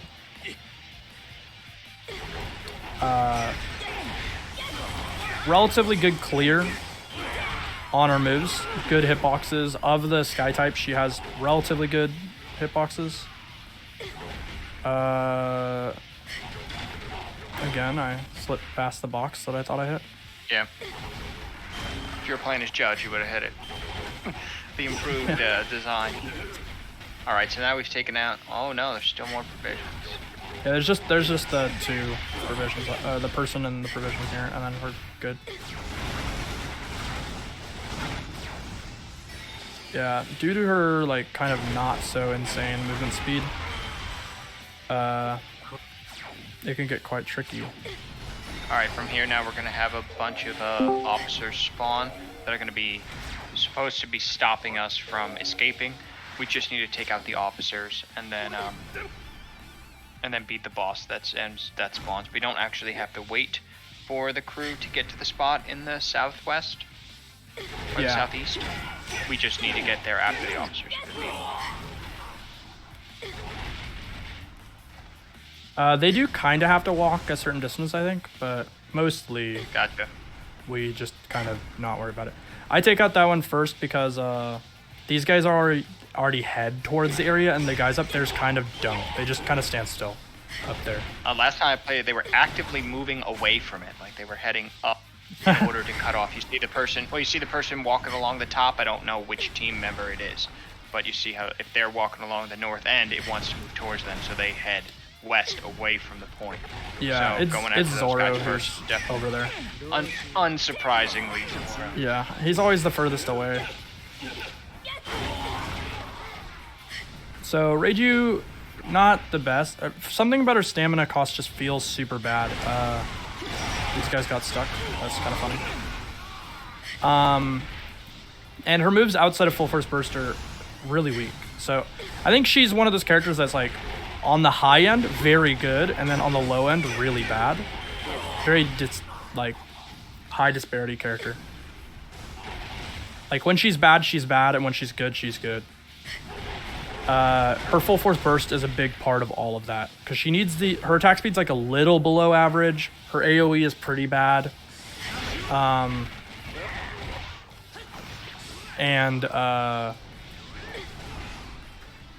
Yeah, those two things get remedied by going to full force burst. Yeah, she doesn't have like an easy way of charging this mechanic. You can see right now, like. I think you have to head farther into the corner. Do I? I thought I. Maybe you did do it. Let's do it. I don't know if that was just the guys getting close enough or me getting in the corner. Kind of dubious. Either way, not too bad. She has okay specials, but I find that their AoE leaves something to be desired. A lot of her moves will just fail to hit. Which is probably her biggest problem. A lot of her supers have that problem too. So I'll kind of show off that here by using them all. But yeah, overall really neat character, very visually pleasing. Just a couple like anomalies that if they remedied would be a very, very cool character. She should build her tiers faster. Yeah, good. That's it for 4, like the 4 series. We're now moving on to 5. So we're heading over to Whole Cake. Whole Cake Island. So that stage we just did is, kind of a meme. We talk about how the stage was, the developers really wanted to have a stage with a bunch of boxes you had to break, and they were like really proud of the idea of like a stage where you had to break a object and stuff. And that was how they decided to implement it. But it is a very boring stage. It's a big like multi-person escort, and it's just very slow. A lot of time just spent walking from point A to point B to point C. Alright, so now here we are on Whole Cake Island. We're in the homey forest. So we're going to take out these chest soldiers and then head to the southeast in order to fight the brulees that spawn there. From there, some more brulees are going to spawn to the north. And lastly, in the northeast is going to be brule as a repeat. So just a lot of running around, trying to preempt where our enemies are going to spawn, go in there and beat them. Now it's playing Nami. I feel like this character is pretty weak.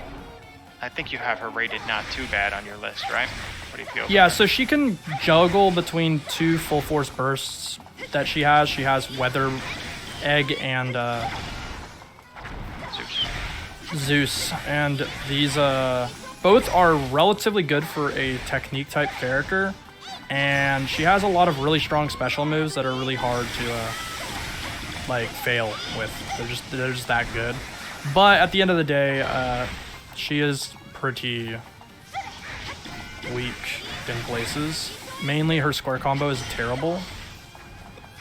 So that I think is the unfortunate. I did hit this guy early. But yeah, she has very good special moves. And Zeus is pretty good damage wise. As well as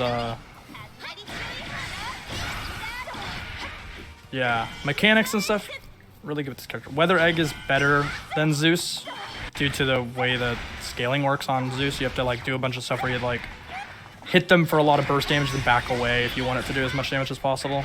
And I think that's like just weird. And after Brule, now we head up here, or after we beat those fake Loopies, we fight Brule in the northeast. So you can see there the special did a ton of damage. The Thunder Trap just killed instantly.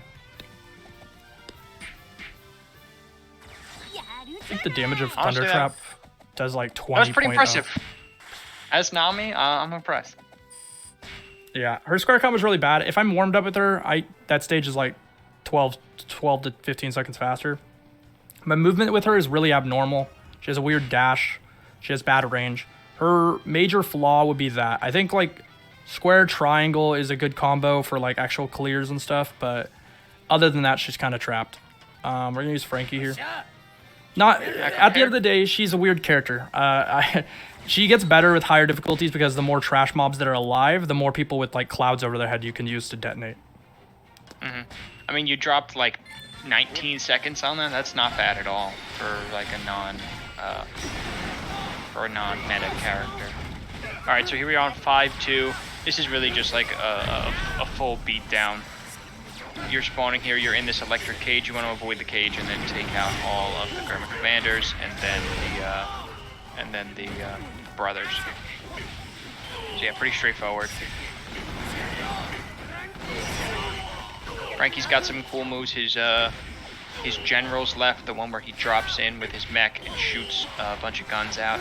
That move is insane, even with like the hyperbolic scaling, like you mentioned. It's still absolutely destroy. You only need like 2 hits and it'll kill most enemies. There you go. Absolutely melted both of them. That was a good run. Yeah, Frankie, use him there because, yeah, general left, unfair move, very imbalanced. You can just go in, wipe out a whole stage worth of enemies with it, and then just keep moving on. That was faster than the run that's on your world record for New Game Plus. Some Frankie stuff. Yeah. You saved 5 seconds with Frankie. That's so funny. I think that was a tricky one. I think that was the one where you accidentally ran into the fence. Yeah. World record run. Yep. How long you've been playing? No struggling for you, lol. Yes, so I've played this game a lot, like too many hours. I think on my save file, which is not even fully correct, I have 400 hours or something.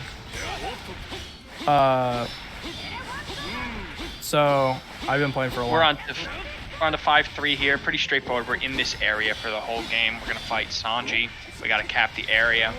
We fight Beiji and his officers, and then in the very south of the stage, Perospero will spawn, beating him more. So pretty straightforward on the objectives for what we're doing here. Not a whole lot of pathing to be saved other than getting to where Beiji is and slightly north, and then getting to where Perospero is slightly south.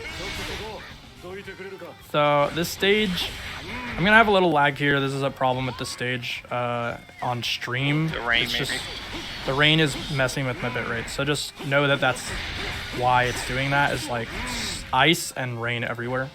Not very good. The leader's spirit. Kuzan's a cool character. No pun intended. Has a lot of like. For a technique type, which generally has a little bit less damage, he deals good damage, and the ice status ailment is provided on all of his attacks while he's in full force burst. And he has certain moves that trigger bonus damage, like that ice sledgehammer move right there when you're frozen. He also has huge AoEs, super high damage. Logia types take less damage in this game. They don't flinch while they're in full force burst. He just has a lot. The only thing he's bad at is some of his hitboxes could be a little bigger, and that would be fantastic. Mainly his air square string, and his stamina gets really bad. But I have Moonwalk. We haven't really gone over the skills in this game, but Moonwalk is a skill that makes your dashes invincible and halves the cost of them. It gives him a little tiny bit more distance on full dashes as well.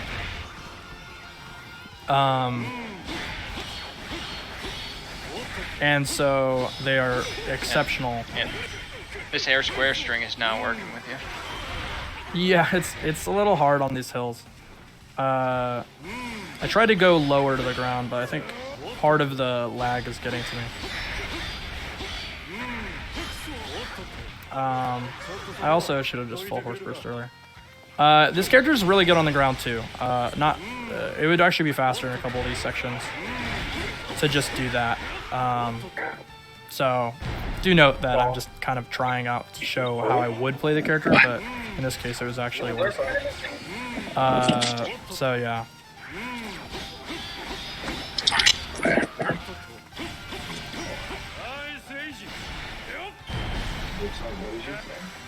So pretty good there. Yeah. Yep, that was a fine 5-3, and we're on to 5-4. Yep, for sure. So, yeah, doing pretty good on pace so far. I think it's not too bad.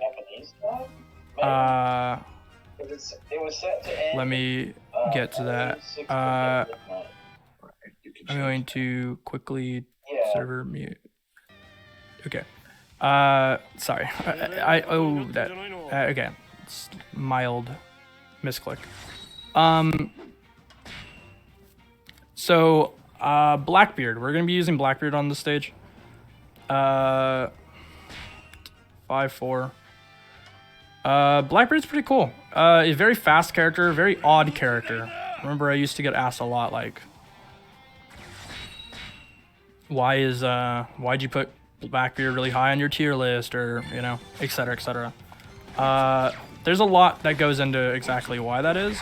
One of the biggest things, his movement speed is actually insane, and as unorthodox as he is, his if you cancel a lot of his moves early, they're very, very good, which is a very weird thing to measure on a lot of the characters in terms of how good they are. But yeah, he's very exceptional. Yeah, so here we clear out all these guys in the center. I think we hit the bottom left bell to take us into a secret path, and then we follow the secret path through. After we take out the guys in the secret path, we fight some Brûlé spawn Luffys, and then Brûlé spawns with a bunch of fakes, and you have to go for the correct one, but we know that I think the one all the way in the north, I think that's the real Brûlé. So yeah, just gotta capture northeast Brûlé will be kind of the correct Brûlé. So we didn't need to fight any of these, we just need to be at the staircase to trigger the fake Luffys to spawn. We have to take them out, it's part of the mission. And then we will now we just head sprint north. So if you glide perfectly with this character, you can lose like nearly no height, which is fantastic. Also, Blackbeard has properties where he destroys anything he walks near because he's a black hole, living black hole. So while characters are in this darkness, they take double damage from supers, so he will die here. Or she, in this case. Yeah, this Brûlé has a ton of health compared to a normal character. The opposite of like Bluno from earlier, who is really weak. She's got like 3 times normal health, something like that. And that wraps us up for 5-4. Yeah, Blackbeard's good. He has good movement speed, very good damage. His status is useful. It can be a little weird to get used to. You have to use the like Rumble Fruit moves to kind of launch them out of it for double damage and whatnot. So that's the intended way. Overall, fantastic character. I recommend just a lot of special moves on him. Just play around with spamming specials with him as much as possible while people are in darkness. Here, I'm going to use Robin. Robin's a pretty unorthodox character in this game. She hasn't changed much from Pirate Warriors 3, where she was fantastic, but the game has changed underneath her, so... A decent technique character for a change. Yeah. So, being that she was so abundantly broken before, she ends up being extremely damaging in this game as well. She is one of the few characters in the game that suffer from a bug with multi-hit moves, where in full force burst you actually lose damage output because too fast. Her moves will lose hits. So I will burst full force burst anyway, with a lot of these because her attack speed's still increased and it's easier to work with special moves, but yeah.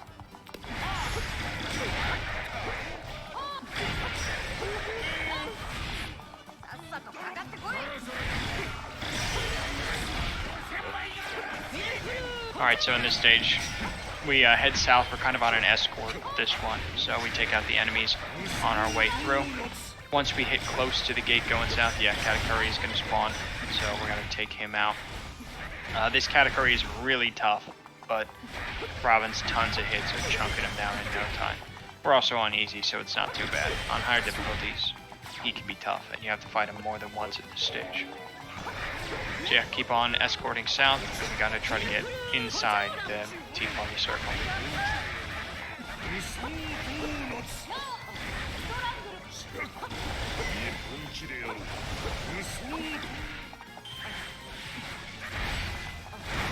So you can trigger a bug on this stage by like killing Prospero before he spawns, and the game will get pretty sad, but we're not gonna do that, it's fine.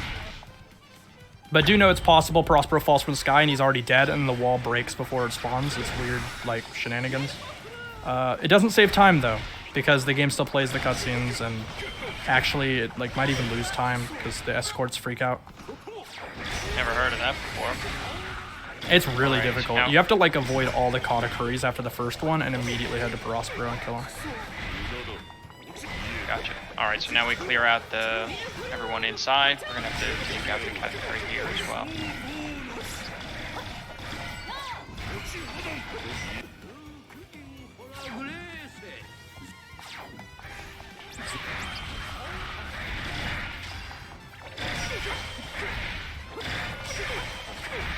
Alright, so our base, she's gonna Big Father.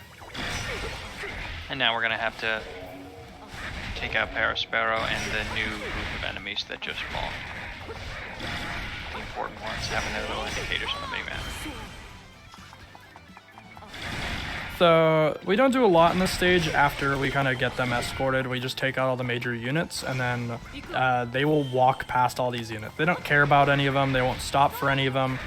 They're just programmed to pay attention to a couple things, and that's it.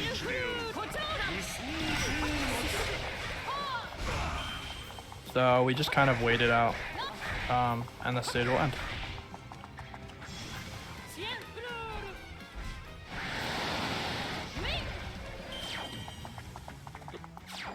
Robin's a good character. She's very shotgun-y, very, very low range, really, really high damage.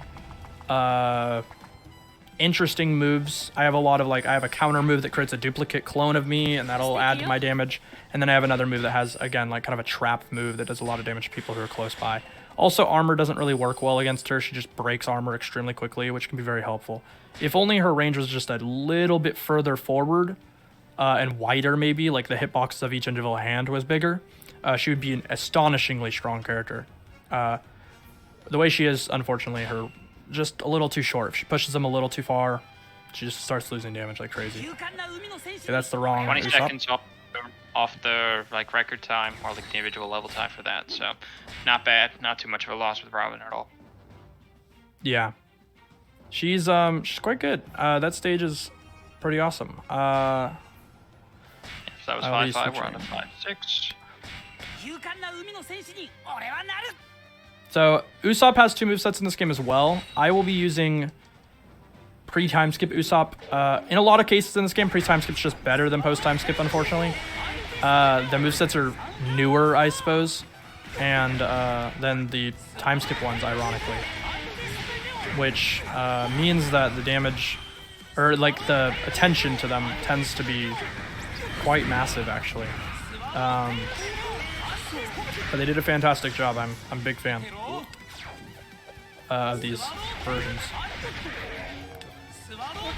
Alright, so from here we take out the enemies out in front of us.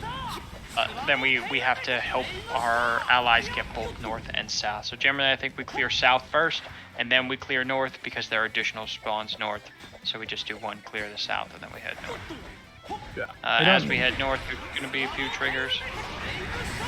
And then we head west and south from there through that like a foresty area. So this is another stage where the escort was designed around where you are a little bit more than where they are. So you can, because of this, you can trigger a lot of the triggers well beforehand in the north. Usopp's full force burst has pre-time skip will like leave these oils on the ground when you run, and they're detonated by any of his fire attacks, which he has plenty of them. So ends up being very damaging. We can ignore Big Mom spawning and like making a tantrum here from her eating disorder. And we will instead focus entirely on just like clearing out the route by pre-running to these areas before our allies even get here, and clearing out the major enemies.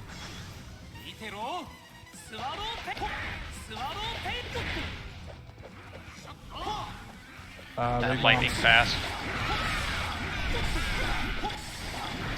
This is unusual. Normally we don't have to do this, but if she makes her way over, she injects herself in the situation. Yeah, it was worthwhile to just take the time because, one, you need to, but two, the other guys were still running towards the area, so I didn't feel like I lost much in that interaction.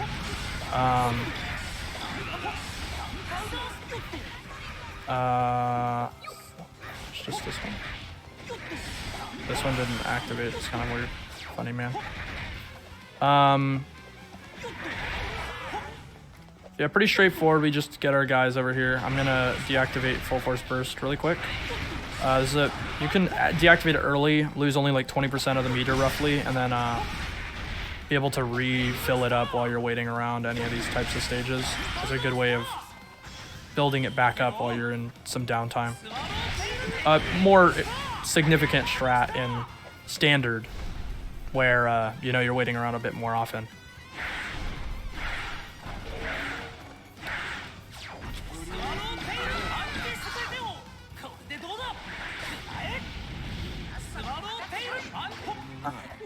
The Brule fight in here, which I always like kind of screw up getting over to. This time I didn't.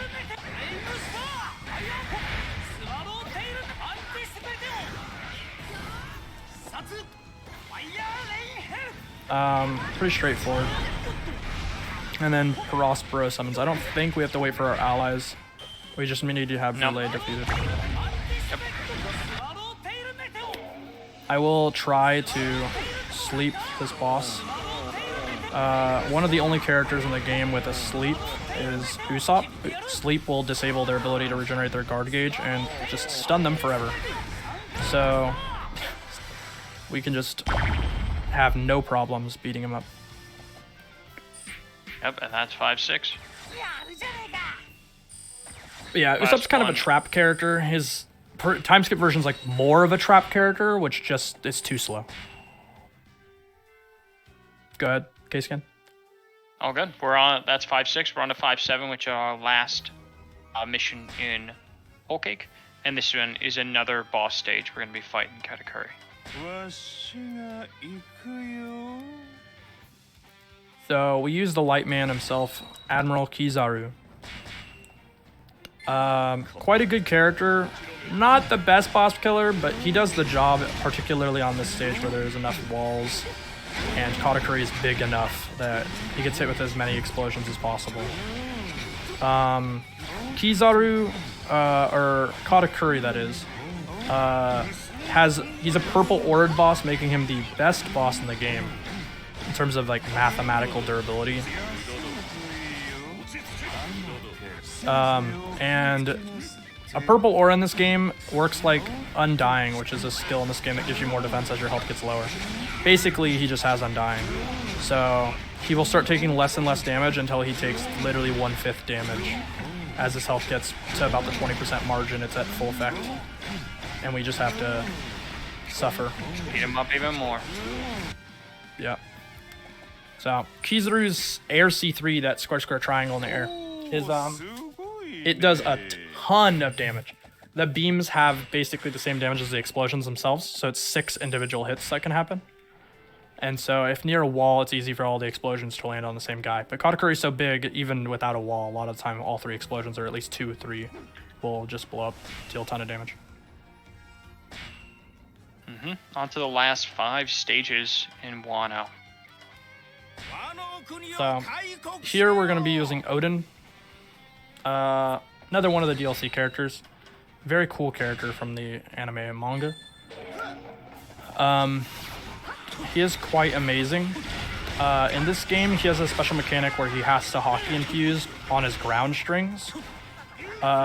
They probably originally did intend to make it a choice, but on the ground it is not a choice. It must happen. You cannot perform them without it. Sort of a weird reverse of Mihawk, where in the air he does have full charge all the time. Good point. Yep, so we take out the guys in front and then right at like the exit of the bamboo forest. We have a few more guys. And then a group of officers will spawn in town we gotta take out. Then for the final step on the stage, Basil Hawkins will spawn. He has multiple lives tied to his officers, so you can take out those officers so that he loses his extra lives. Finish off him, and then X-Drake spawns as the boss for this stage. I think X-Drake spawns in the bottom left. He spawns, yeah, basically that like bottom leftish pocket. What? Where? There it is. Odin's a cool character. Very high, like, damage being that he's a power type and everything. And his moves end relatively quickly while maintaining good DPS. Size pretty big. So he ends up being good overall. There's a special mechanic on this stage where the enemies that spawn that you're supposed to kill are like, they're invisible until you get kind of close, which is kind of a cool mechanic. Oddly enough, Odin's not good at killing these guys or finding them, like just by pure like visual. But I wanted to make use of him anyway. He does have problems with stamina a bit, similar problems to a lot of other power types. But kind of makes up for it by having a really good meter gain and therefore usually very good safety. So here we will be beating X-Drake. So a couple moves with Odin are also affected by his aura charge, his special moves that is. And one of them, this projectile move, actually doesn't have, or it's actually specially programmed to only allow for one of the hits to land. So even though 3 hits come out of that special move, only one has to land and to deal the damage. So if we throw just one blast, we can just dash immediately after. The other 2 won't deal any hitboxes. So it's front-loaded, very, very front-loaded, while also maintaining having a huge range to it. Kind of special in that way. Good character, though. All right, a fine 6-1. Now we're on to 6-2. This one has, though we're in the bridge town now. So we use Doflamingo here. Doflamingo is a sky type with a lot of power on the ground, kind of abnormally. So he's just really, really good. If not the best sky type in the entire game. He's very close, if not.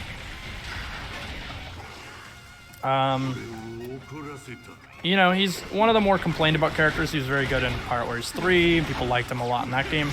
And he's very good in this game as well, but, you know, there's kind of a little bit of animosity. They liked the old version of him, and kind of bugs them that he can't quickly summon, like, tendrils and stuff in the air without using a special move. But he has this string tendril summon move that's very, very good. You're gonna see me use it a ton. It's very easy to charge, does a ton of damage on its own, and deploys sort of like traps that deal insane damage and hit people while you hit. He's good, you're right, but I'm one of the people that complains and misses the old Delphi. So yeah. Everything you've said is a valid point. Alright, so at this point we took out that first watchtower. Big Mom's gonna drop in. We still are just trying to take out the watchtowers here and then in the southwest. Or south, yeah. More watchtowers in the south. And finally, Yeah. some more Big Mom pirates are gonna spawn in like the southeast corner. Yeah, so Joe Flamingo is very good in this game. His string mechanic is still absolutely insane in this game, where he can like wrap up his enemies with these strings and kind of make them do various actions. Namely, the spinning action is among the best. He generates a lot of lag in this game on everything he does. So do note, better PCs are welcome. Against while playing as this character. Yeah, Warriors games have never been known for good performance levels, that's for sure. Yeah. So quite Yeah, good. take out the watchtowers, we head to the southeast, and now we just gotta fight some Big Mom pirates before we wrap up the city.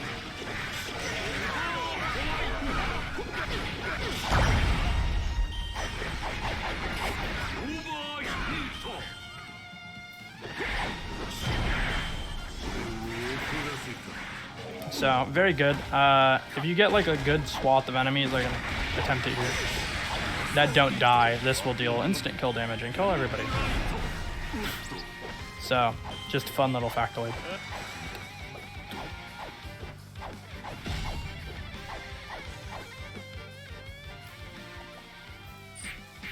Very strong. He has string status is one of the better statuses in the game. Kind of works like freeze, except they're like held a little bit more to the floor. And it allows like some puppeteering. He has fantastic moves all over the place. Very big AoEs. Has no problems like other sky types do. Mainly just speed isn't that great with them in some places, and stamina costs easy to bleed all of his stamina out very quickly. Alright, we're on to 6-3. The hardest stage in the game, we're going to use Katakuri. Normally the speed run favorite for this game. The stage is very difficult to get fast times on. There's a lot of moving parts, a lot of submissions. You have to start the stage by killing out some of these samurai chiefs to sort of take out Katakuri's lives, or not Katakuri, Hawken's lives, before you take him out. The difference in speed on easy for just like killing Hawkins a couple times in a row is pretty close to just taking out these guys. Hawkins, just railing on Hawkins and murdering him is probably a bit faster. But as difficulties go up and up, it's better to just kill the officers. And so we use like kind of the same strat. Just so that, you know, there's parity between all the different difficulties. I use the same one. Katakuri. And now we get some officers spawning in the south. It's like a maze down here to get over there. Yeah, I'm taking a long route on purpose. But, because we'll never go there again. So the FFB is where Katakuri kind of proves himself to be a clearly insane character, extremely powerful all across the board. Gains massive damage increase, gains a bunch of range to work with. I actually pathed wrong here. I'm gonna be gotta head northwest. doing it in a different order apparently, so we'll have to handle this as it is. I can at least test this path, I suppose, that I've never done, where I save these before Robin. I mean, this makes sense to save time, I suppose, since Robin would normally be arriving way earlier than they do. And it heads closer to where you have to be to help them out anyway. But it will mess with my knowledge of like who I have to save first. I think yeah. from here you Jack is right by the docks, right? Oh, we gotta help them get there, so we gotta take Frankie and Robin through the side. Frankie, Robin, Usopp have to make it. Sorry, this level's tough. I don't even remember what I need to do here. So, Robin's gets interrupted a little bit earlier, and I'm just trying to keep track of where each of them are, so I know where they get interrupted. I know they get interrupted in the same places every time, so I just have to keep track of that. Robin gets interrupted over there, which she's about to right now, yeah. She gets interrupted here, yeah. Interestingly enough, the Frankie and Usopp just pathed terribly. So they ended up like mutually kind of being synced up to her, which is odd. Yeah, this stage is very difficult. Whitebeard can be like kind of easier to make sure everything's completely like no enemies left. And there could even be a point to take a territory capturing skill in this just to delete as many enemies as possible.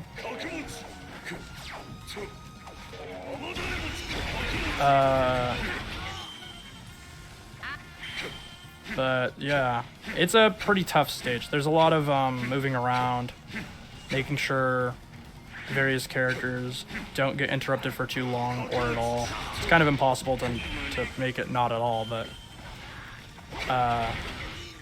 maybe on a co-op run you could make it not at all.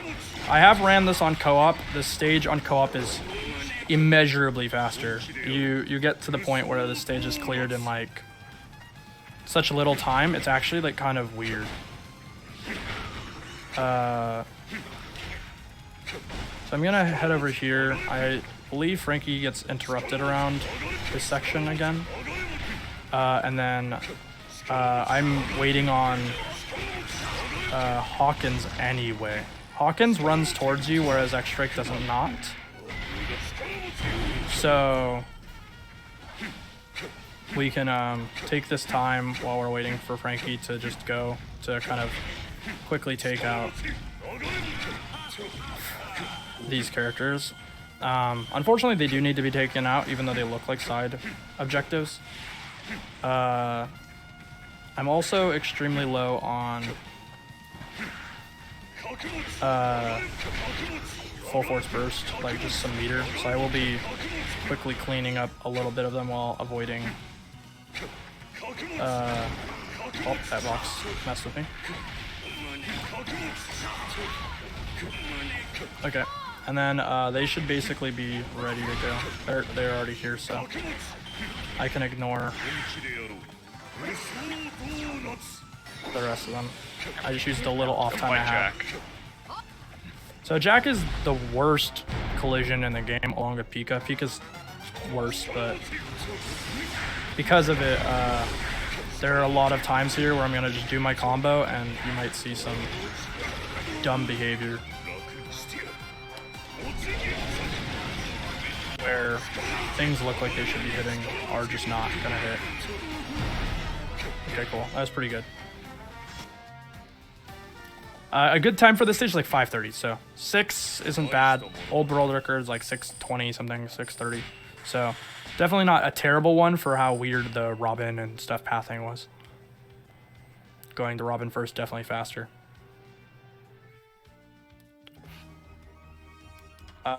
For this stage, we're using Shanks. This is a duplicate of the tutorial stage on this game, which is kind of funny. Yeah. They just kind of chucked it in here for some reason. You do it twice. No, it was supposed to be like you pick up en media res. That's what they wanted you to do. Feel like you were part way through the story, and now you're back to where the tutorial was, picking up where they left off.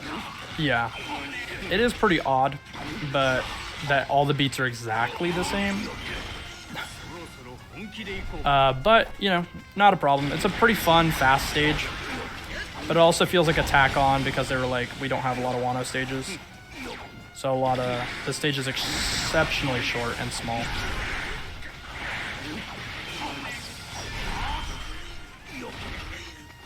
Shanks is a great character in this game. Super cool mechanics. He charges his sword and like his special moves become better. It is kind of hard to do that consistently without full force burst. And he does have a bug where he loses damage in full force burst while his sword is charged. But other than that, I don't think he's bad at all. He's a very cool character. A lot of range, a lot of power, a lot of damage. You know, relatively fast attack speed, just everything you want in a character, kind of.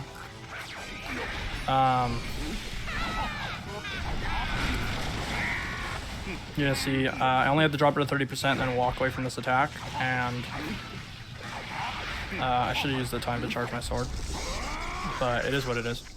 This cutscene is unskippable. It was designed for the tutorial. It's rendered like slightly in game, and it's unfortunately the way it is.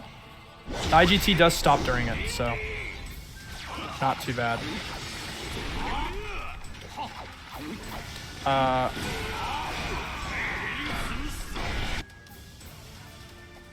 Very powerful character.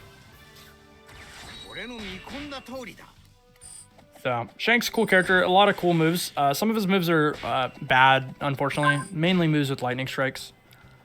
They don't work in a great way. But overall, cool guy.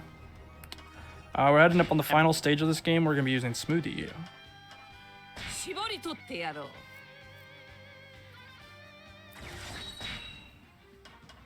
Yep, so in this one we basically have to fight all the big mom pirates and all of the animal kingdom pirates, the beast pirates. Yeah, they wanted to just include everything in this stage, kind of standard for the made-up sagas they always come up with.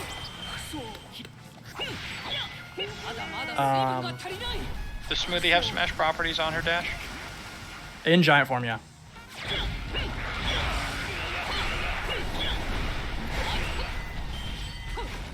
So, Smoothie, along with a couple characters in this game, have really, really powerful properties of hitting through walls and just like huge hitboxes.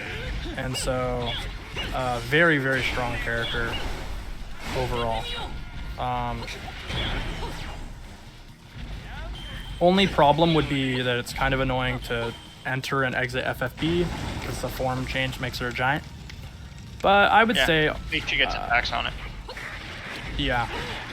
She is very good regardless, though. Doesn't get a lot of power or anything from entering this mode, beside it counting like a power type full force burst. But it's exceptional in terms of its performance. It's a very strong character anyway, and has a bug on the air version of this in full force burst. The hitbox is like duplicated, so the damage is insane. She has to enter her form change, so that's why she got a little weird there.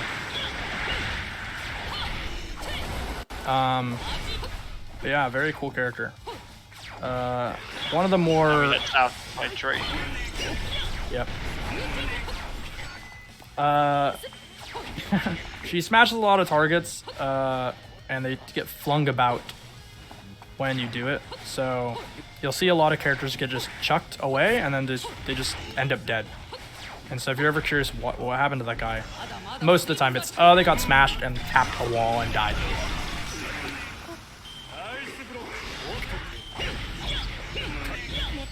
Killed them with full force activation. Definitely nice. Alright, after Drake, I think we head west to Jack. Got the docks down there. North to Hawkins. And then Kaido's in the northeast.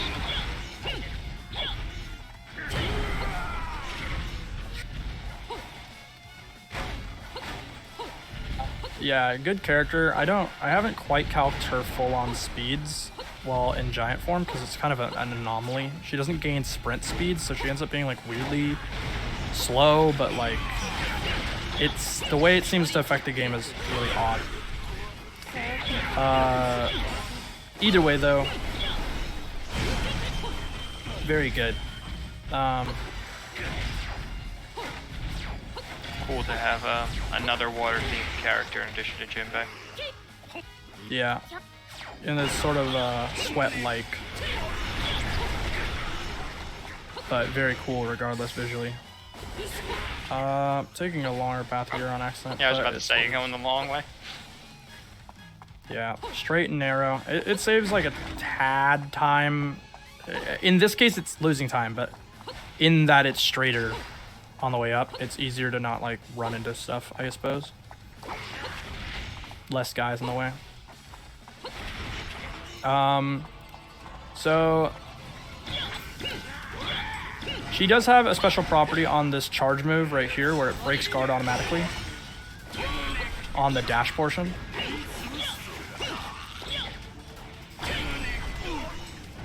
This super is very good. It has a lot of hitboxes to it. So I'm gonna get a Dragon Kaido here. Here, I think I have, it's kind of tricky to know, but I might have enough time to full force burst the first Dragon Kaido fight and then still have it by near the end. So this section's very laggy. I apologize again. Same kind of problem before. It's gonna destroy my bitrate. They did something with like made the stage load in like this weird visual. And while I'm share screening and streaming and etc., it's gonna look bad. I apologize.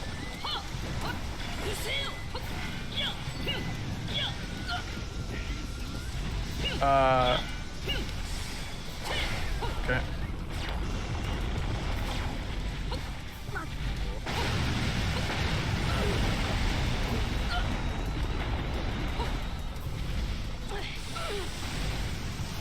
I love this mechanic.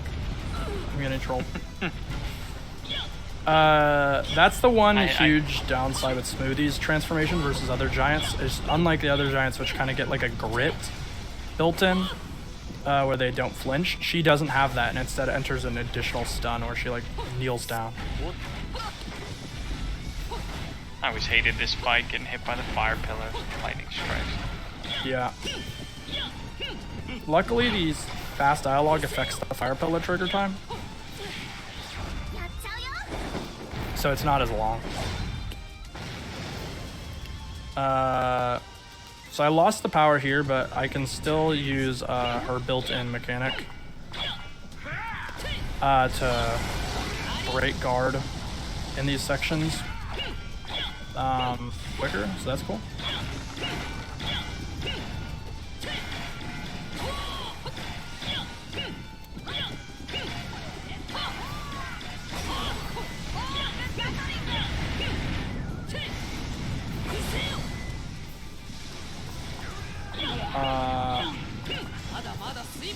I'll do this in case it triggers the cutscene. Yeah.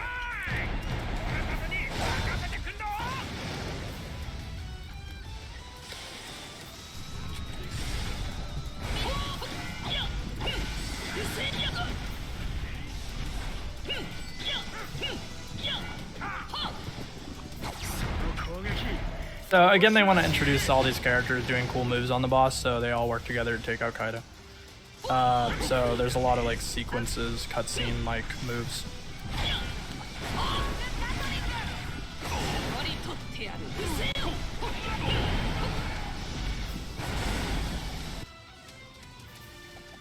And that's time. I don't know how long that was RTA, but it's probably fairly okay. 2:11:25 it looked like. Oh, okay. I hit my estimate a little under. That's good. Yep. I was a little we afraid. were thinking right around 2:10, 2:15, so I think you nailed it. Awesome. Well, that's this game. Thanks, everybody. And this game's fantastic. I plead you all to join K-Scan, myself, and Vonk with running this game, fast dialogue mod or not. It's super awesome. The ILs are super fun in this game. Some of them as short as like 2 minutes, 1 minute, you know. So they're easy to quickly, you know, do a couple runs if you have a busy schedule for a speedrun game. And, you know, yeah, it's just a great board. I help manage it. I moderate it. So if you ever come in and want to do anything or ask anything, join the Anime Speedruns Discord and feel free to join. Go to Pirate Warriors section. It's also in the speedrun.com page for Pirate Warriors. It'll link you to the Discord Anime Speedruns. So you can join that Discord, ask me any questions, DM me directly. It's all totally fine. There's resources that are really useful. Data mine this game quite extensively, and a lot of data is available for like the different damage amounts characters have, all the different skills and like what kind of powers and the amounts they affect you, and all that stuff. And I'm always melting the game down further and further and further. I also plan to do harder difficulties in the future, so if you're ever curious, like why isn't there a normal mode, hard mode, very hard mode, like runs, those will definitely happen soon. So it's awesome. Well, I'll hand it back over to DBK to go to the next run. It was great having you.